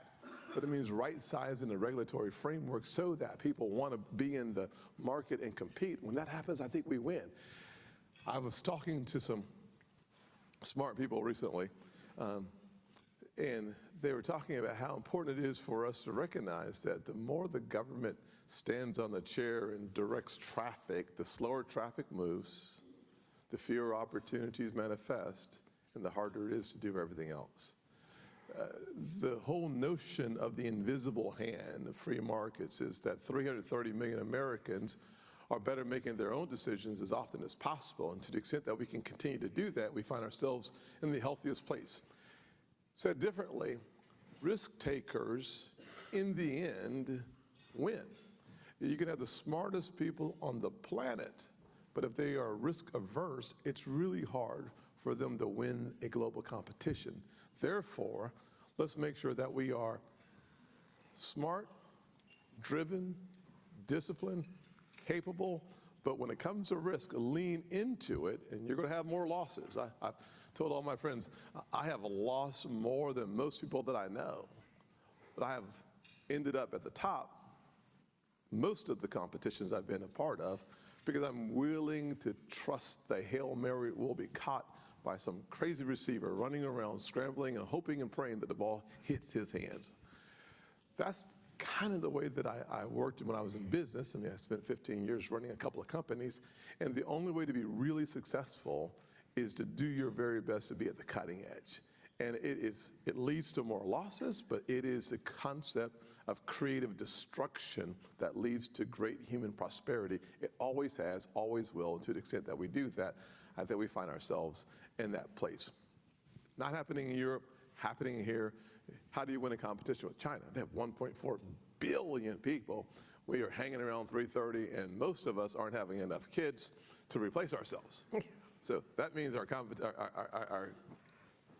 slide down from a population perspective is not heading in the right direction. So we can talk about, we can talk about immigration if we have time, or we can talk about y'all have more kids. That's a simple concept. Get married, have lots of kids. We need 3 per family, and we'll be okay. Because 1.7 is not making it. Yeah. But in the end, if we're going to win this competition with 330 million versus 1.4 billion, we've got to be risk takers. 5% of the world's population lives in America, 95% do not. That means 95% of our potential consumers are somewhere else. So let's continue to grow this pie in such a way that innovation and creativity leads us into every single market around the planet, and let's teach people how to do it right. I love what you said about innovate first, regulate second. Yes. The EU recently had a report, the Draghi report, I'm not sure if you've heard about it, where it talked exactly about this, how Europe has too much regulation of innovation, but the solution that they've come up with is, let's figure out how to regulate more. Exactly. Well, I'm always fascinated, which is my word for frustrated. I'm always fascinated when I hear these well-intentioned people talk about it didn't work last time, so let's not examine what it was, break it apart, examine it, put it back together. My theory is examine it, break it apart, and whatever didn't work, throw it away. And if you need to add something, let the market prove that something else is necessary. We have so much duplication in all government, even here, but multiple times worse with our European friends. That just leads to stifling of a marketplace. And whenever you stifle that marketplace, you get less from it. Well, let's talk a little bit about go back to your comments on national security and economic security. And I think one thing that's under your remit in banking, that's on a lot of people's minds, and you've talked a little bit about it, is export controls. Yes. And what should be the administration's posture on that? What is Congress going to do? Will you legislate in that area? Yeah, we will. I think there is this may sound contradictory to everything I've said so far. There is a great race, however, in the AI space and in technology, and one of the ways that we win it is by making sure that our greatest companies, our greatest innovators, protect our most sensitive areas. In order to do that, we need to understand our competition, we need to understand our adversaries, because our competitors are very different than our adversaries. But you have an adversarial position against the United States of America, we should slow down your ability to compete and kill Americans. And so to the extent that we understand that competition that's happening out there, that we find ourselves in the best position to say, no, we're not going to allow our companies to export into certain markets that are sensitive from a national security or military perspective. So that's where you're going to see, from my perspective, an emphasis from an export control conversation. I think we also should study as much as we possibly can, as quickly as we possibly can. And John Cornyn and a number of other senators are already working on legislation to study the impact of our investment in different parts of the world and what that looks like. I would like for us to continue to do so, but we know that there are bad actors out there, and we have already identified who those bad actors are. So I want to make sure that we slow the flow of capital and technology into the areas where people really are trying to hunt and kill Americans. Yeah, that is very important. Well, so changing gears a little bit, there's been a lot of discussion on trade in Washington in just the 3 weeks. Yes. The Trump administration. Remarkable 3 weeks. Taken office, it is. I think you'll see people who focus on trade around the room tired because we've been working nonstop since it started. On day one, the America First trade policy memo came out and instructed agencies to identify foreign trade barriers and to come up with solutions. Sort of what are we going to do to address these barriers, which a lot of us find a great opportunity to really talk about a lot of the issues that you've talked about today. What is on your mind in that space? What do you expect the administration to kind of come forward with? Are there any things that you hope that the administration will do in particular in that space? Yeah, there's an ongoing, robust conversation that I'm having with the administration about how we right-size the trade conversation as we approach trade priorities. I look forward to having our trade rep there and working hard. We had a vote, at least a hearing last week, I think it was, and a serious conversation about the importance of our objectives. You remember that South Carolina is the home of, I guess, $3 trillion or so exports. We have Boeing, which of course is the largest exporter in our country. We have Volvo, we're the home of every major tire company. BMW, the #1 BMW plant in the world is in South Carolina. And so we take this issue seriously. One of the things I hope that we see from the administration is this conversation evolving around reciprocal trade. That they want, and when I say reciprocal trade, I should say reciprocal access to markets.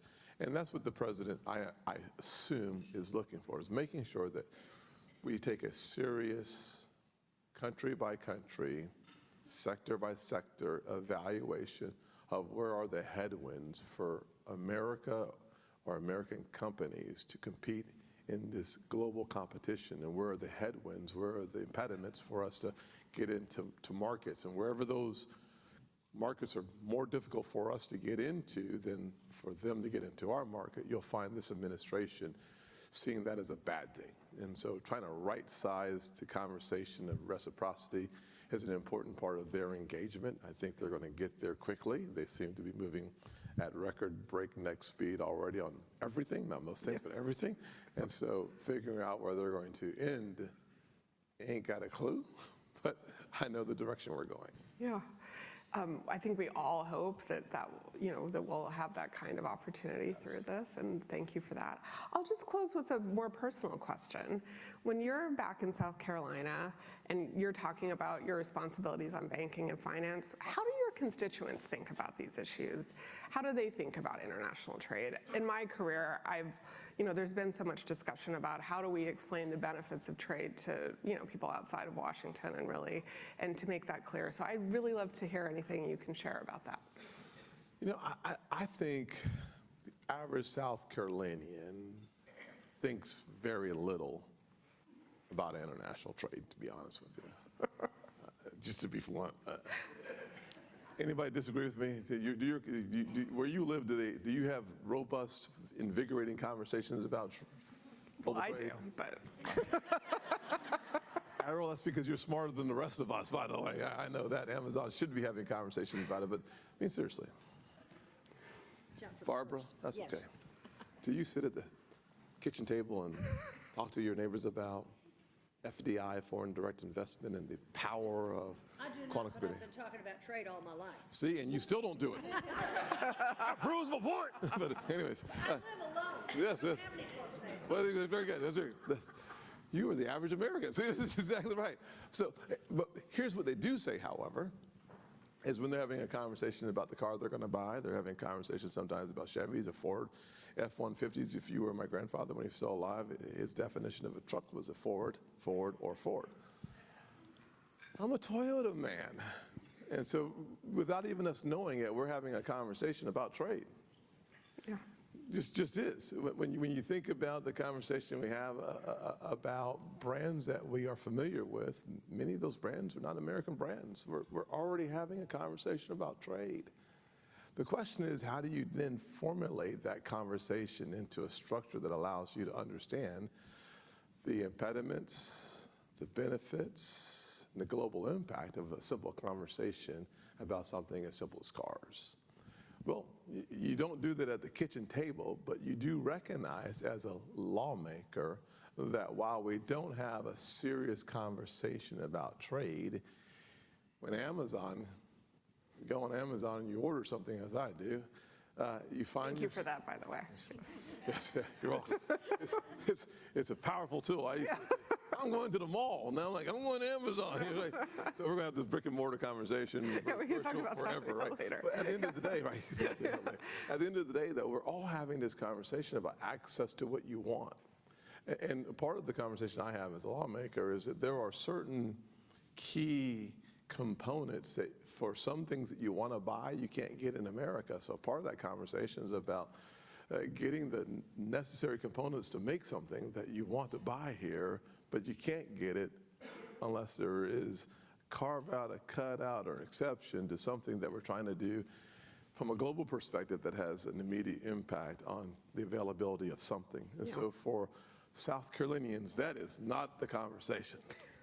Unless you're a company that needs those rare materials that you can't find here. I just had this conversation with someone who produces the most fire-resistant fabric in the world, but there's a small ingredient that her company needs that comes from outside of our border.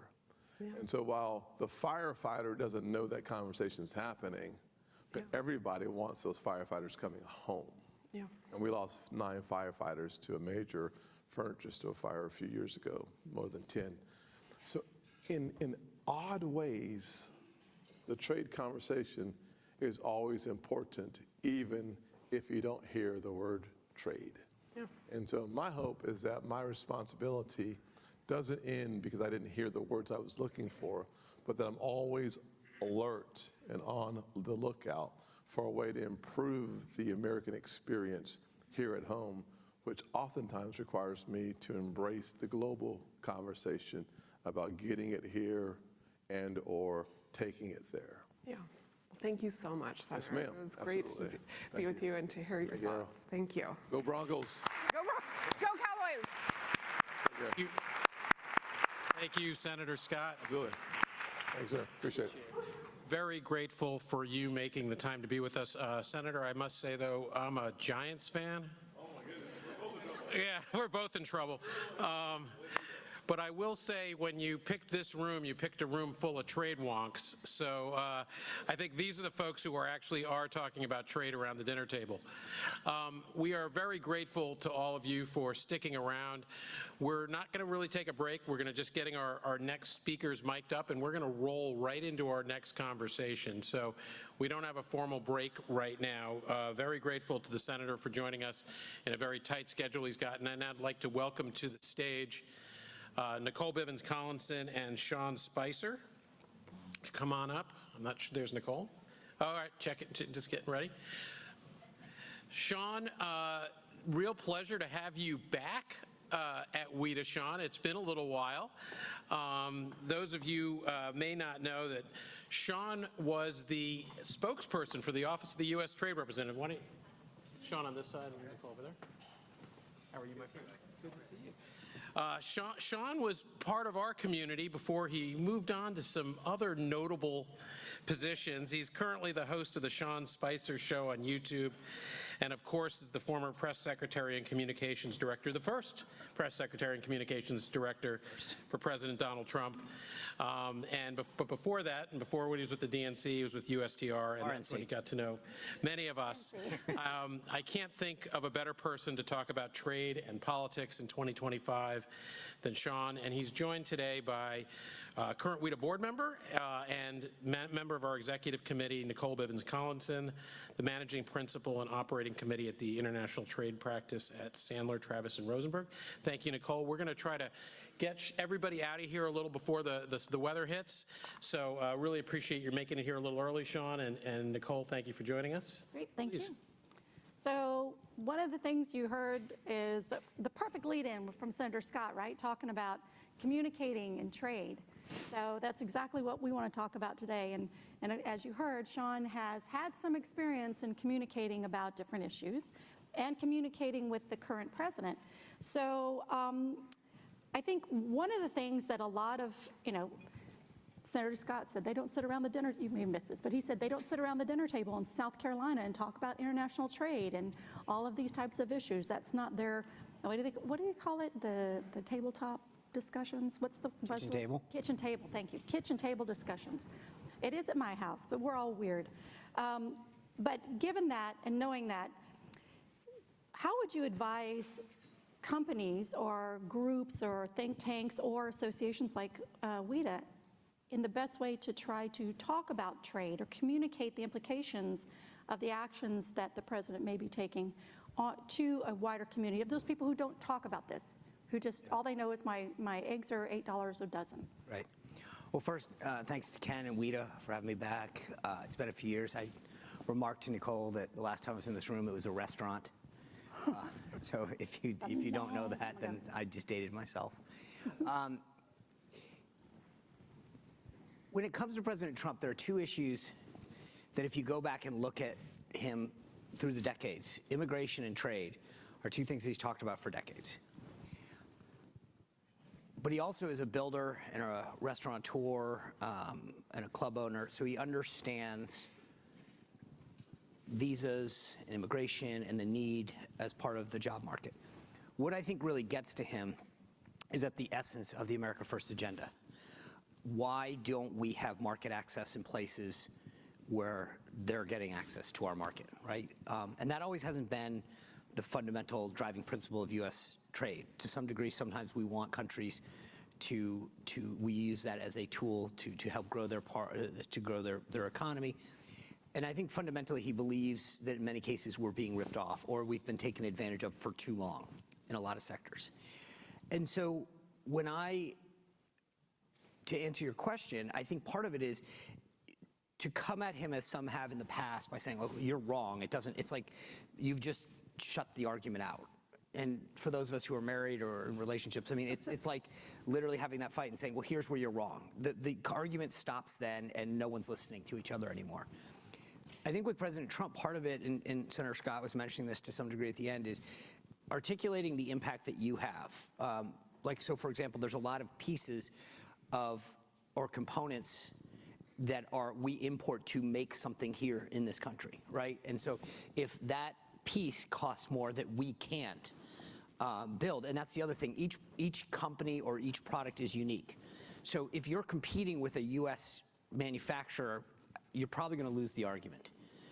If you are a key component in something that is largely built in the United States, I think that's when you try to argue that, hey, look, I get your point. We don't have this rare earth mineral. We don't have X. And so therefore, it's just going to cost us more, and that will happen because we will never bring back jobs to the United States. But I would drive all messages to U.S. investment and to U.S. jobs. So if what you're doing leads to greater U.S. jobs, spell that out. If it somehow is part of a larger investment strategy. But that's where the argument, and find maybe the give, which is he wants to get something out of a negotiation at all times. So what is it that maybe the sector can give, or that, if there's a non-tariff barrier, what concession could there be? But going into it and trying to argue, like I said, which a lot of people have, you're wrong on this, is just a futile tactic.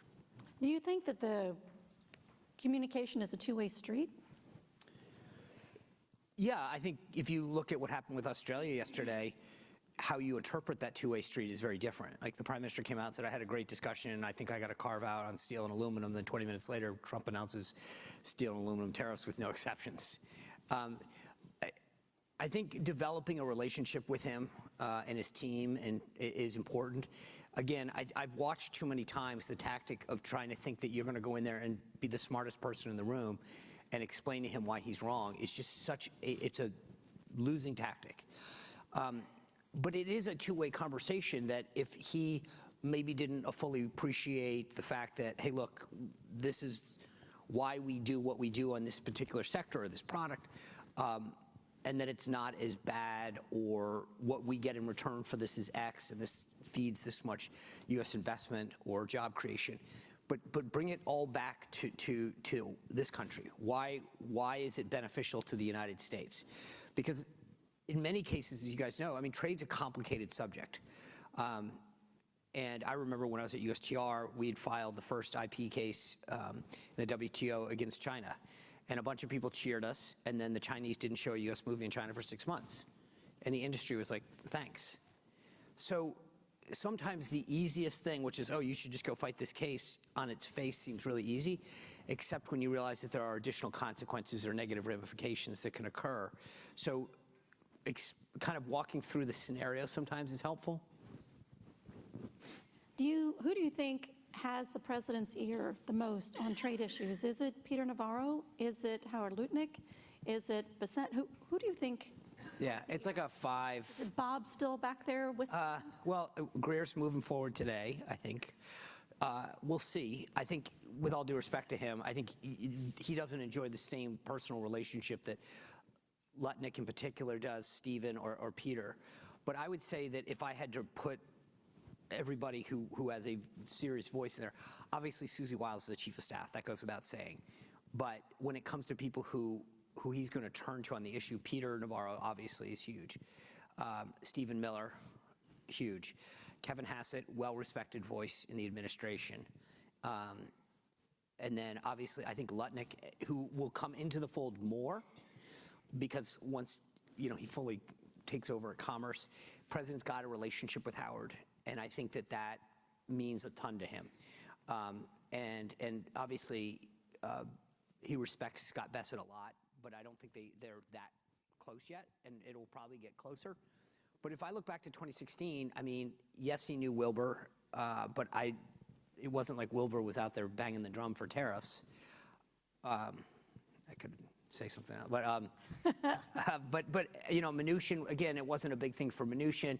Gary Cohn was a brilliant businessman, but not exactly like fluent in MAGA.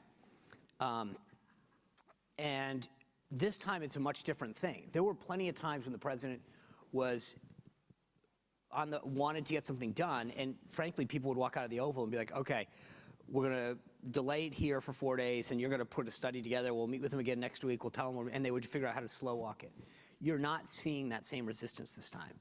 It's more, I think, a discussion of how can we do this best, maybe more targeted, maybe more surgical, but it's happening. Like, anybody who doesn't think he's going to keep going back to the tariff well is sadly mistaken. And again, I have these people who love to come out with these intellectual arguments about that argument's over. He has been decades long firm on his position. You're not going to convince him otherwise. So it's going to happen. If I were Europe right now, I would be very concerned about your auto sector. That's literally just sort of, I mean, it's when you watch that stack of executive orders, just next time, I mean, there's one at 3 o'clock today. Just guess which one that is, or maybe Friday. But reciprocal. It's coming. So I think, those are the people that have the biggest voice in this. The one thing about Trump world, and it's a lot more controlled this time, is last time it was always the last person in the room. And Navarro was like a ninja at figuring out how to get into the Oval dining room when no one saw him. Like, seriously, I mean, he's a really thin dude, but I don't know how I mean, like, there are days where I'm like, how did he get through that door? And he would walk in with a bunch of charts and be like, Mr. President, this is what we need to do, and here, I'll press go on the Twitter account now.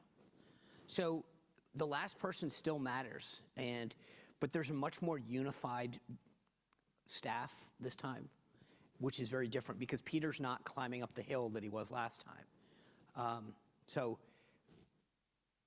you know, I think that the environment now is going to be very different for those two reasons. And I also think that, like, I've said this before, that there should be at some point like a college seminar on the impact that not having consecutive terms impacts the presidency. This president understands the people, the process, and the policies in a way that you don't as a consecutive president, because you just keep going if you're back to back, right? It's not like you get re-sworn in or there's any break. You spend half of a day going through the inauguration process again.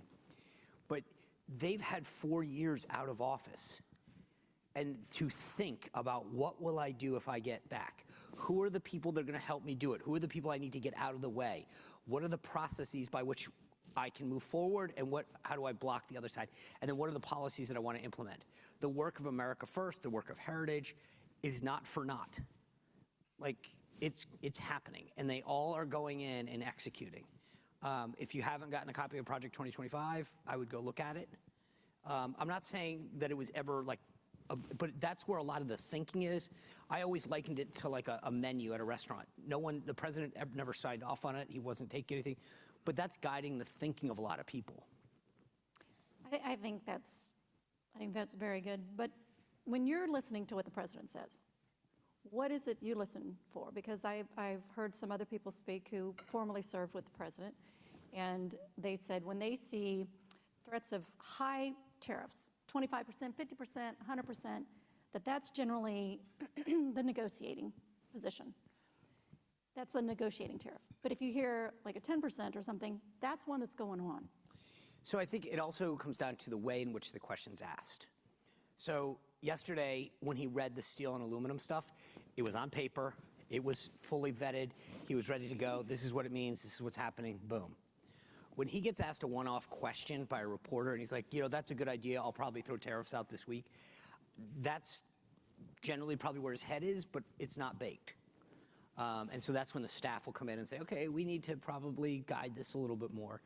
But the where and how he says something matters, and the tone and tenor of it. If it's literally surgical, like we're going to do 10% on autos starting Friday, okay, maybe it's not Friday, maybe it's Saturday, but it's happening. If we could go as high as 25% on Morocco next Friday, it's, okay, that doesn't sound as baked. That was just an example in case you were writing it down. It's not. I got it down here. We got the autos. In case someone's here from the Moroccan embassy. Got it. We got it. So we let them know. Okay. What do you think the idea is behind the threat of the tariff reciprocity? Now, that's a big thing because, as you said, the Project 2025, first thing you do, if there's anyone in this room who has not read the trade chapters, shame on you. I would be ashamed to say that I am a trade wonk if I have not read those 2 chapters yet. But trade reciprocity is huge. Yeah, but I don't think you need to read Project 2025 to know that. Well, look, go back to the 80s when he was talking about it with Japan. He truly believes that it's ridiculous the way that we're allowing certain products, giving them market access to the United States, and then basically not allowing our products of a similar nature into their markets. And it's been consistent for decades. So that is something that he has said over and over again. He believes in his heart. He says it privately and publicly. There's no question in my mind. So I've gotten asked by some clients, I've been asked by, on some TV programs, like, what about this country? And my answer is go through your trade schedule. If you guys are screwing us on something, I don't know every product that you're sending to the United States, but it could be actual tariffs. It could be a non-tariff barrier, like an emissions issue or something like that. We're gonna fight you on. Then just, you might buy some time, but that's it. He believes strongly in this. It's very interesting you say that because one of the first things that I did do when he was elected the first time was I went and checked out The Art of the Deal and read that book. And I started taking pictures of some of the pages in there because he was talking about Japan. He was talking about this, and I'm like, this dude has been talking about this forever. So he is consistent, if nothing else, which is useful. But in the idea of reciprocity, we know, because we're wonks, that every single HTS number, every single product has a different tariff rate, and every country has a different HTS schedule, and that they're only unified out to 6 digits, and yet we do 10 digits. And so the idea of an actual product-by-product reciprocal tariff would mean that if I'm classifying, my shoes, I'm going to have to know what the tariff rate is for 192 countries. Because when it comes in, but So that's where the staff comes in, right? automatically, though. But part of this is, and this is where like a guy like Kevin Hassett, who's just a brilliant economist, says, okay, because what I said about 2016, you have to understand that like he would say, I want to do X, and then people would walk out of the Oval and say, okay, how do we slow this down? How do we stop it? The opposite is happening now, which is how do we come back to him and say, hey, we're doing it. And here's how, the details are not, you think he's looking at that number going, hey, that's actually, you skipped a digit there. What about corn no, they're going to walk back in and say, Mr. President, we're delivering what you asked us to. Here's the paperwork to back it up. And he'll go. I mean, I don't know that any president would get that, unless like Bob Lighthizer got elected. But like outside of that, like no one's going to have that level of detail. So they're going to come back in, tell them it happened. And I'm not in like a nefarious way, not trying to, but they're going to go back, sit down. And that's where, from a staff standpoint, they'll fight it out. And so does Navarro say, hey, let's get much more specific, or do they go general category? I mean, like, and that's where you guys make your money, is going in and making the case that, okay, this is the least painful way to do this, or impactful way, or this is the way that it's not going to. But, this is where, you make your money in D.C., to be blunt, is that people can go in and explain, this is why this deserves a carve-out, or this isn't necessarily the case, but, and knowing who's got the ball, like who's driving that thing. Among the 5 or 6 people, there's going to be a couple of those staffers that I mentioned that are leading this fight. And so what are you doing to make a case to them, to be compelling to them? That's critical. Yeah, that's sort of where I was going to go with my next question is like who, we've been given the outline in the America's First trade policy. So we know who's going to be in charge of certain reviews in certain areas. And so I guess what I'm hearing you say is that if there are certain concerns in certain areas, then you need to go to if it's Navarro heading this one or if it's... Kind of. The problem is that President Trump doesn't care what your title is.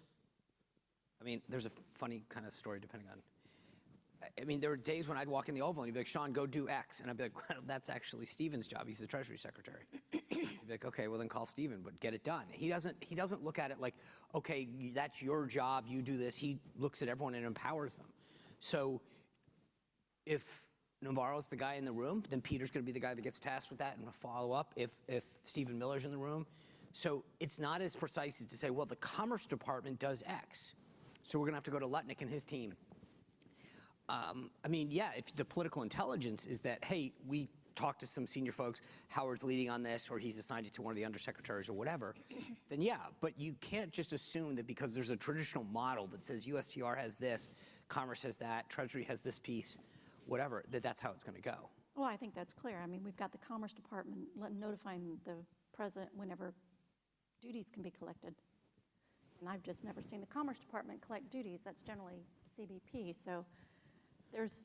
Well, last night he announced that Doug Collins was going, the VA secretary is going to lead the Department of OGE, Government Ethics. Inspectors General? Office of Government Ethics. So, I mean, he doesn't care. Like, this is not a guy who goes, let me go get the job description and figure it out. He's like, you, go do it. Yeah, I guess I think some of the problems that we're having is that, from a congressional standpoint, certain agencies have certain jobs and have been, that's where their money comes from. But part of this, Nicole, is in general, people have to unwrap their head around, like, there's not, everyone, the thinking of this is how it always works is gone. The idea of saying, like, it always works this way and you can't do that is just not in the lexicon anymore. For me, like the ERS, CBP already collects duties and tariffs, so we already have that. Okay. So we just rename it? Maybe. I mean, I don't know. Is it a part of Treasury now? Is it its own standalone? I mean, I've seen polling on it. Everybody thinks it's a great idea. I mean, so again, you're getting into the details of this, which I understand. That's your job, all of your jobs, and I respect it. But the point is that that's why I'm saying the model of saying this is how it's supposed to work. Well, I mean, I've said that before, that the paradigm has completely shifted. Yeah. And that we have to be a little bit more flexible. It's just, I think part of the confusion is what we saw with respect to the additional 10% tariffs on China.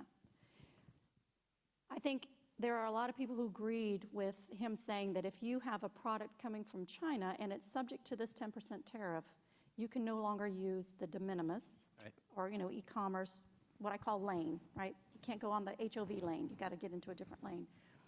I don't think there's anyone who really disagreed with that very much because of the threat of the packages coming in and drugs and everything, using that as their means to get into the U.S. commerce. But the issue is that because it's half-baked in my mind, they haven't approached the entities to which would be effectuating this so that it becomes, it's like watching kids, 5-year-olds play soccer. They can't figure out what they're doing. They all get in a scrum and kick each other, and then suddenly a ball squirts out over here and everybody runs that way. And so what happened was the president then had to walk back what he had said a day later and amend it and say, sometime in the future this will happen. And I'm just wondering, is there any communications that are going on to say, nobody thinks what you're doing is wrong, and maybe some people think maybe some people think it's wrong, some people think it's right. Regardless, if you want it to happen, you got to do certain things, and you got to let certain agencies know, and you have to do certain steps. But if it doesn't happen, we wind up with this, what appears to be complete flip-flops back and forth. I think the answer, I wish I could give you a better answer, but it depends. So there are times when, like I said, you walk in, somebody gins the president up on an issue, and he says, okay, go make it happen. And there's a difference between that and, okay, I got it, we'll get back to, let me go back and socialize this, we'll run it through, the deputies, committees, et cetera, and get this finalized for you. It's going to be an issue-by-issue basis, depending on who's championing it, what they're saying to him about how quick we need to do something. On trade, though, like when it comes to tariffs and stuff like that, like I said, his default is, okay, let's go. It's decades in the making. It's not like it's a tough sell. And he's got a team that's ready to do it, and they'll figure it out after, is kind of the mentality. Because I think what happened is there is a PTSD of the first term where he knows, oh, I saw what you did last time. You guys are just going to tell me this. You're not going to. You come back next Tuesday, telling me that you're doing a study. Then the following Tuesday, you come back with a PowerPoint. Then you're going to tell me you need to hire somebody. And so he's hip to the game, which is, I see how you guys slow walk this stuff. And he's like, I'm not doing it again. So in some cases, I think you're going to see this situations where things have been well thought out, well executed. Like when Tom Homan took over the day after, you saw how that was executed. Whether you supported it or not, the bottom line is they knew what they were doing. They knew where they were going. When Elon went to USAID, it wasn't just because it was lower on the alphabet and they went bottom up to agriculture. It was they knew exactly where to go hunting and they knew exactly what to expose. And so some of these things are going to be a lot more thorough than others. It's just going to depend on the issue and who's championing it. Like, are they walking in and saying, this happened, let's do this, and him saying, okay, go. But there's no hidden book that says these are the ones that are ready to go and these aren't. But there are some texts out there, like you said, whether it's Heritage or Project 2025 or Conservative Partner Institute. Like those will give you a sense. If it's in there, then it's like, okay, that's sort of a battle plan ready to go. Yeah, I think the biggest thing is, at first, people were thinking, if we have tariffs, that question is gone. Oh, and the funny part is, I honestly, if someone came to me on November 7th, 8th, or whatever, and said, hey, we're still wondering if there's going to be tariffs, I would have said, you're gone. Like, that just shows a complete misunderstanding of what he said. I mean, there's just some people who still haven't gotten the memo.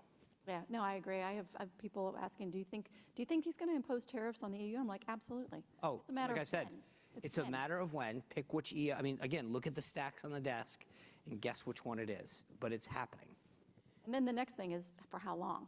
I think that's one of the things that if what I've been watching is, in the communications, is if there is something that is measurable that can be changed, Yeah. then that tariff might be shorter in duration. It also has to do, in my mind, at least if you look at the pattern, who and how. So in the case of Canada, because of the trade agreement, it had to be like, you couldn't just go in and do it. You had to use sort of, find a creative way. And if you even look at Navarro's comments, he did an event with Politico, and he was like, this is completely about fentanyl and immigration. Like, in the deficit. Everybody got the talking point that, like, we have to say this to avoid a challenge to emergency powers.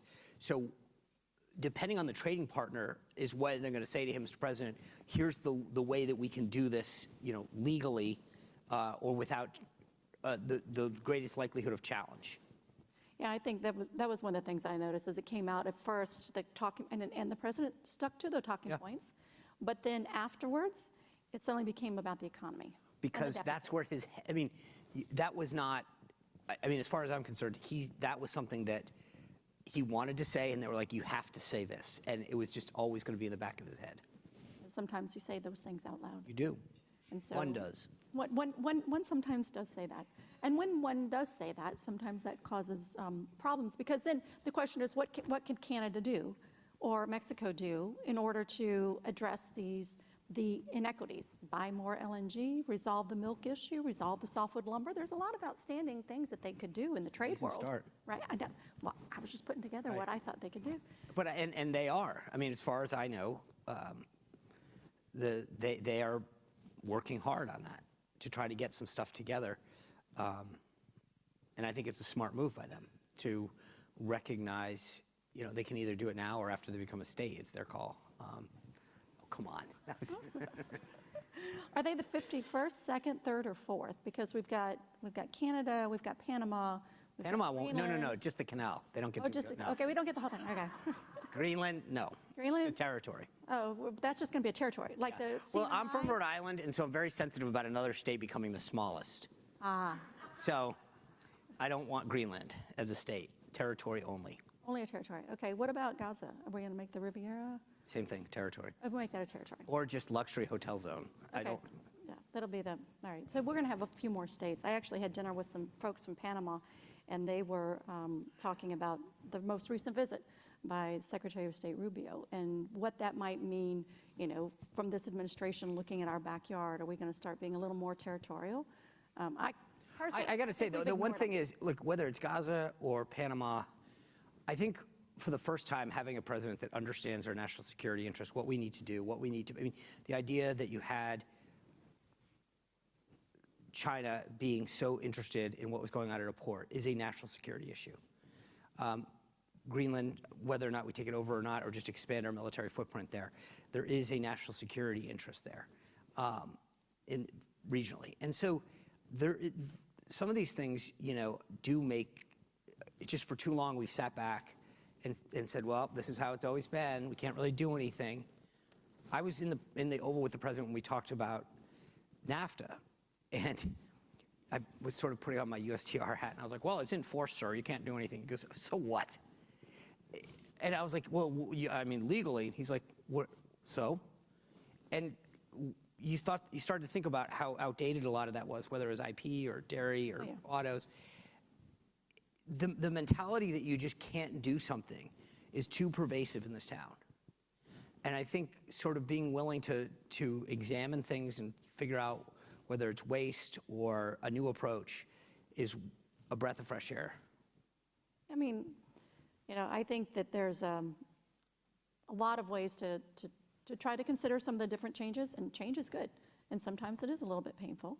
But I'm just wondering, with respect to the plethora of tariffs that we're seeing, how is that going to impact those folks who are sitting around the kitchen table and thinking about the price of that car, that washing machine, the new furniture, maybe even food, because we could have a situation where, our farmers are retaliated against. They are used as a target for retaliation of other countries. And so how do you think that shifts into that kitchen table conversation?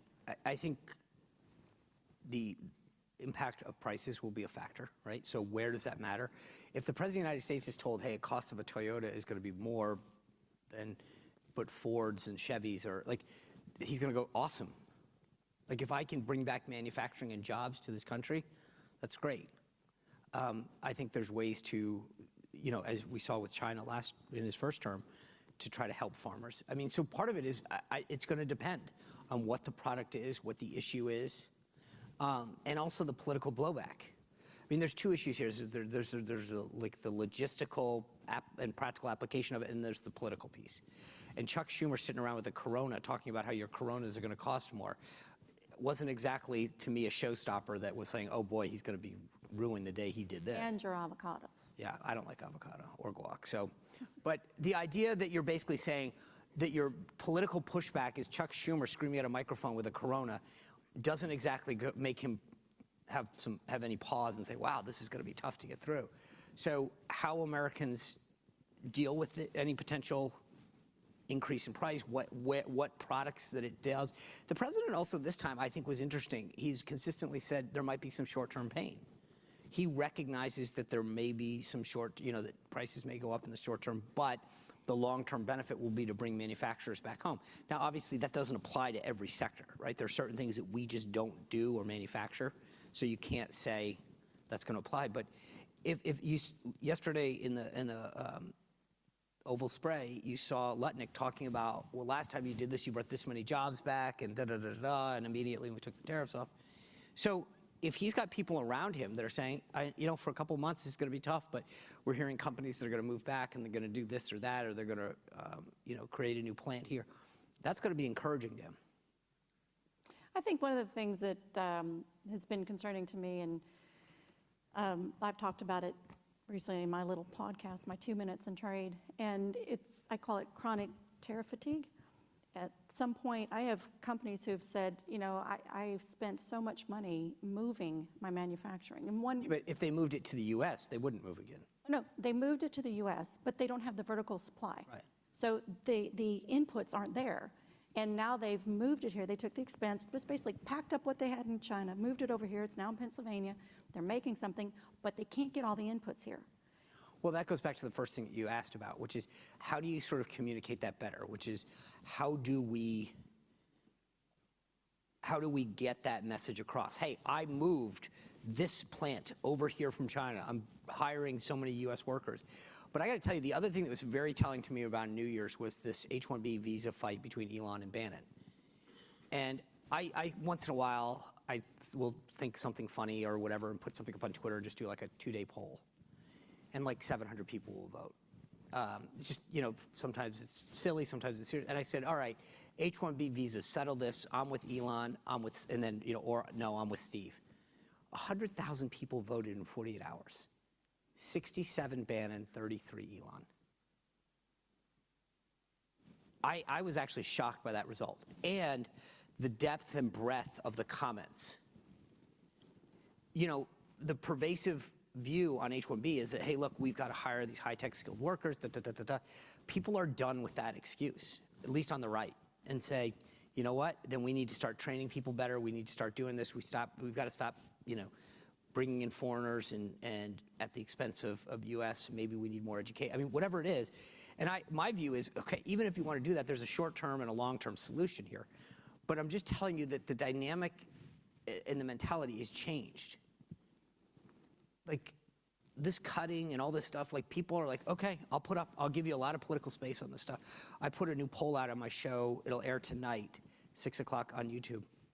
Watch it. Okay, but by and large, most of the president's policies are getting bipartisan support, but more than that, the right is 100% behind him.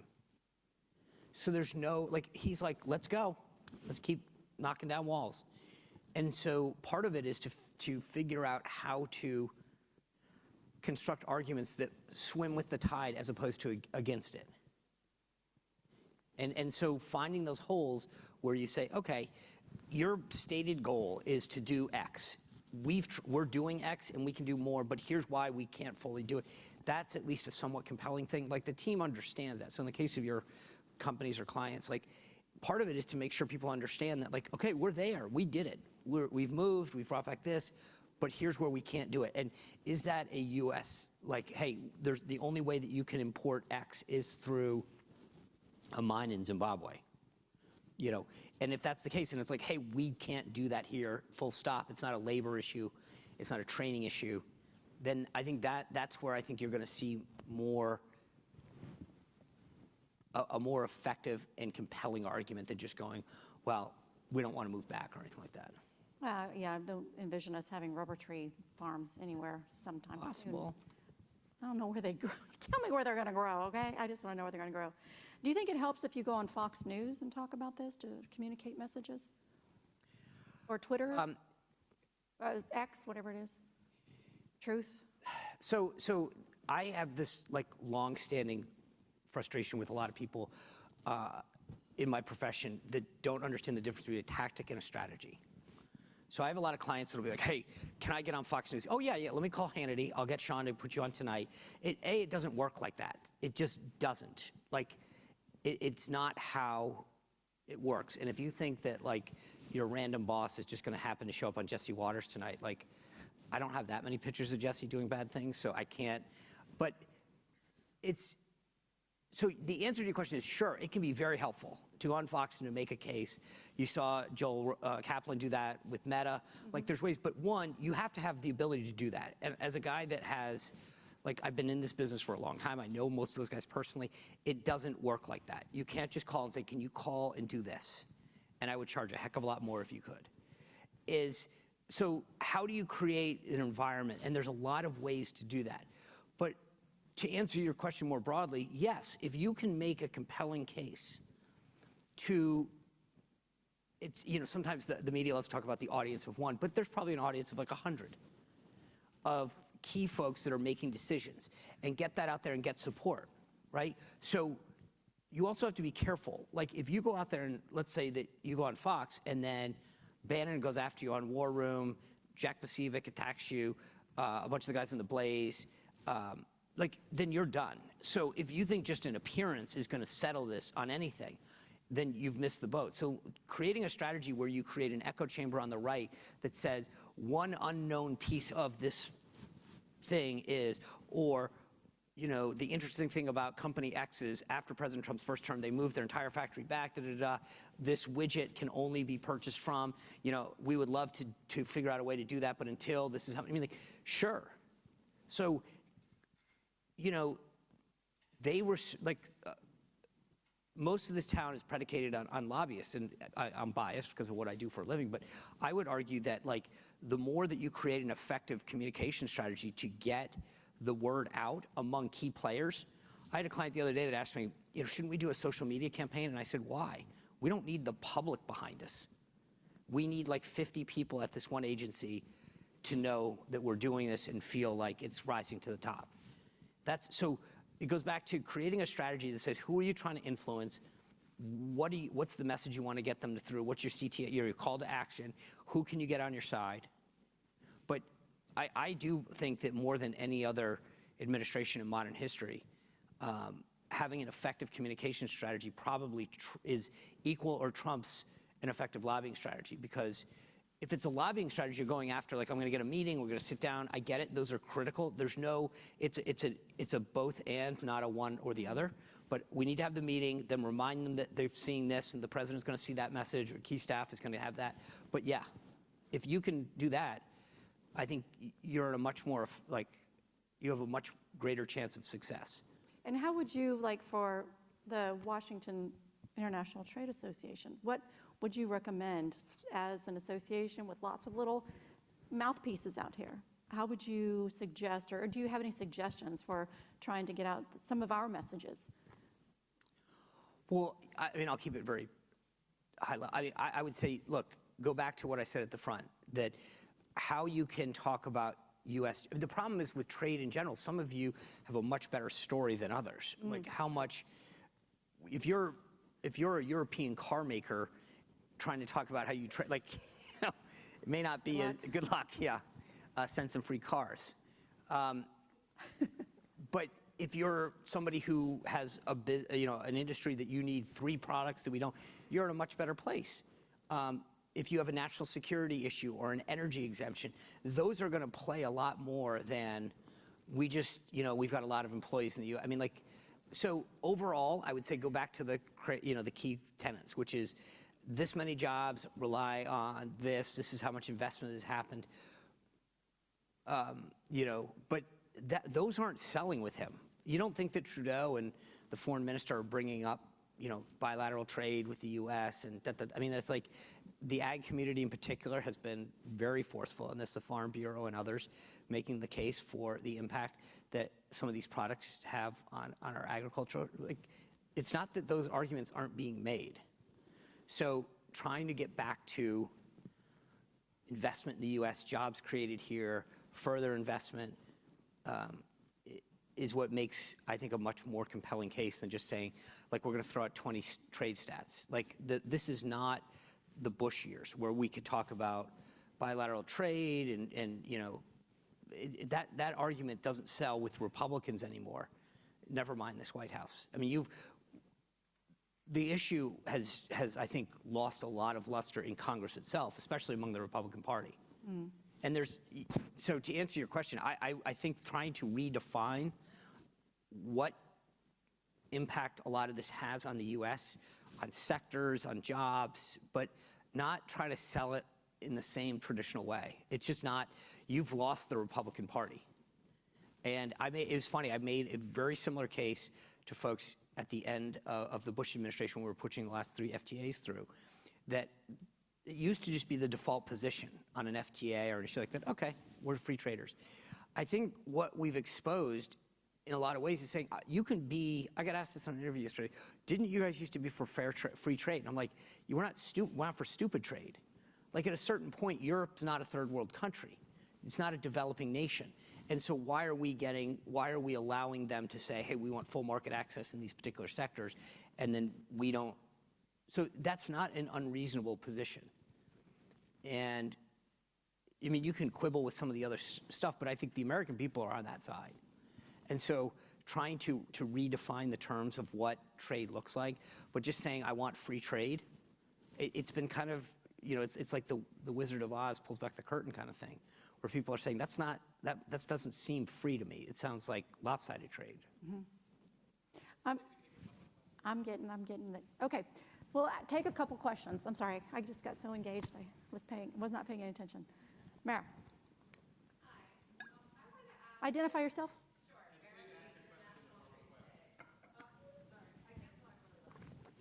Sorry about that. Marilee, International Trade Today. So there's been reporting that Europe is willing to drop their tariff on cars to 2.5%. I know that there's also talk about the VAT and that allegedly being a tariff barrier, of course, that doesn't consider our sales taxes, which do the same thing. But at any rate, if Europe does drop its tariff to 2.5%, how does that change the stance on reciprocal trade in that product, do you think? So I don't speak for the president anymore. You can see by the color of my face. But if I had to guess, reciprocal to him means even. Whatever we get, you get. Now, on the VAT, it depends on the case that's being made. Where does that, so the question is, does a Kevin Hassett, for example, say, hey, their VAT has this much impact on a vehicle sale, our sales tax, maybe on average, if you look at the different states, is this? It's a wash. Okay, if that's the case, I think it fares well. But if it's like, hey, we're lowering ours to 2%, you guys still have 0, that's not reciprocal. That's better. I know. I'm just saying to you that better is not reciprocal in the president's mind. Again, caveat, I don't speak for him. But if it's not equal, it's not reciprocal in the way that he has generally historically viewed trade. So if Europe is willing to say, in this sector, we're willing to do this, but then the question becomes, what else do they have on their dance card, right? So is it like, we've got cars and GMO, or, I mean, whatever it is. Like, I don't know, but by default, the president really cares about the auto sector. Maybe that's enough. I don't, we'll see. I'm sure he'll say something. It's, you know, Stephen Miller's comments this week, the president's like, what, so we're at Tuesday, Jesus. It feels And like it's not just past noon. Yeah, it feels like a Thursday. Maybe it was a Super Bowl. So I would assume by the end of the week, you have a much clearer answer to that question. Yeah. Yes, hello. Thank you for your insight. My name is Desi Jordanov, and I represent the Small Business Administration. What do you think the impact of all these tariffs would be on small and medium-sized enterprises? And especially, is there any process?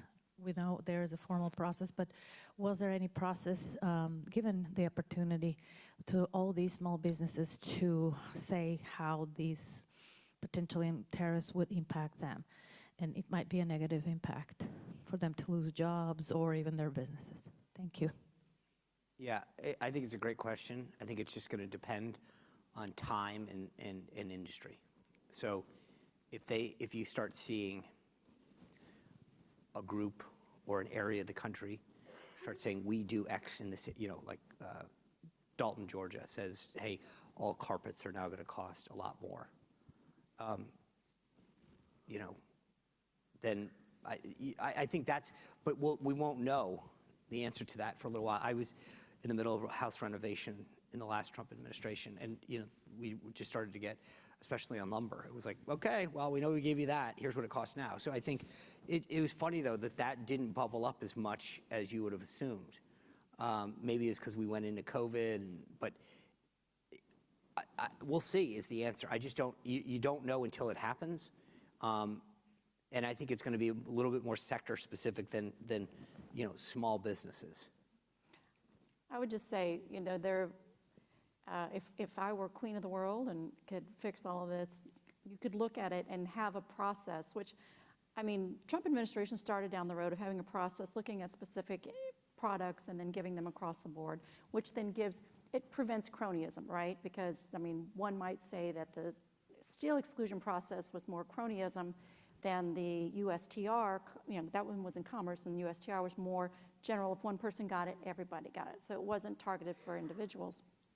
That was a good process that was going forward, I felt, in trying to address some of these specific needs. Like, I need that widget because it's just not made anywhere else. And then I felt like the Biden administration kind of went where I thought things should go more in this process where you could get an exclusion from the tariffs if you were bringing in machinery that was going to be used to manufacture that product here in the US. But then they defined what the machines were, and it's like, why are you defining them? You need to let the companies define it. And then they said, well, it's only going to be effective for this certain period of time.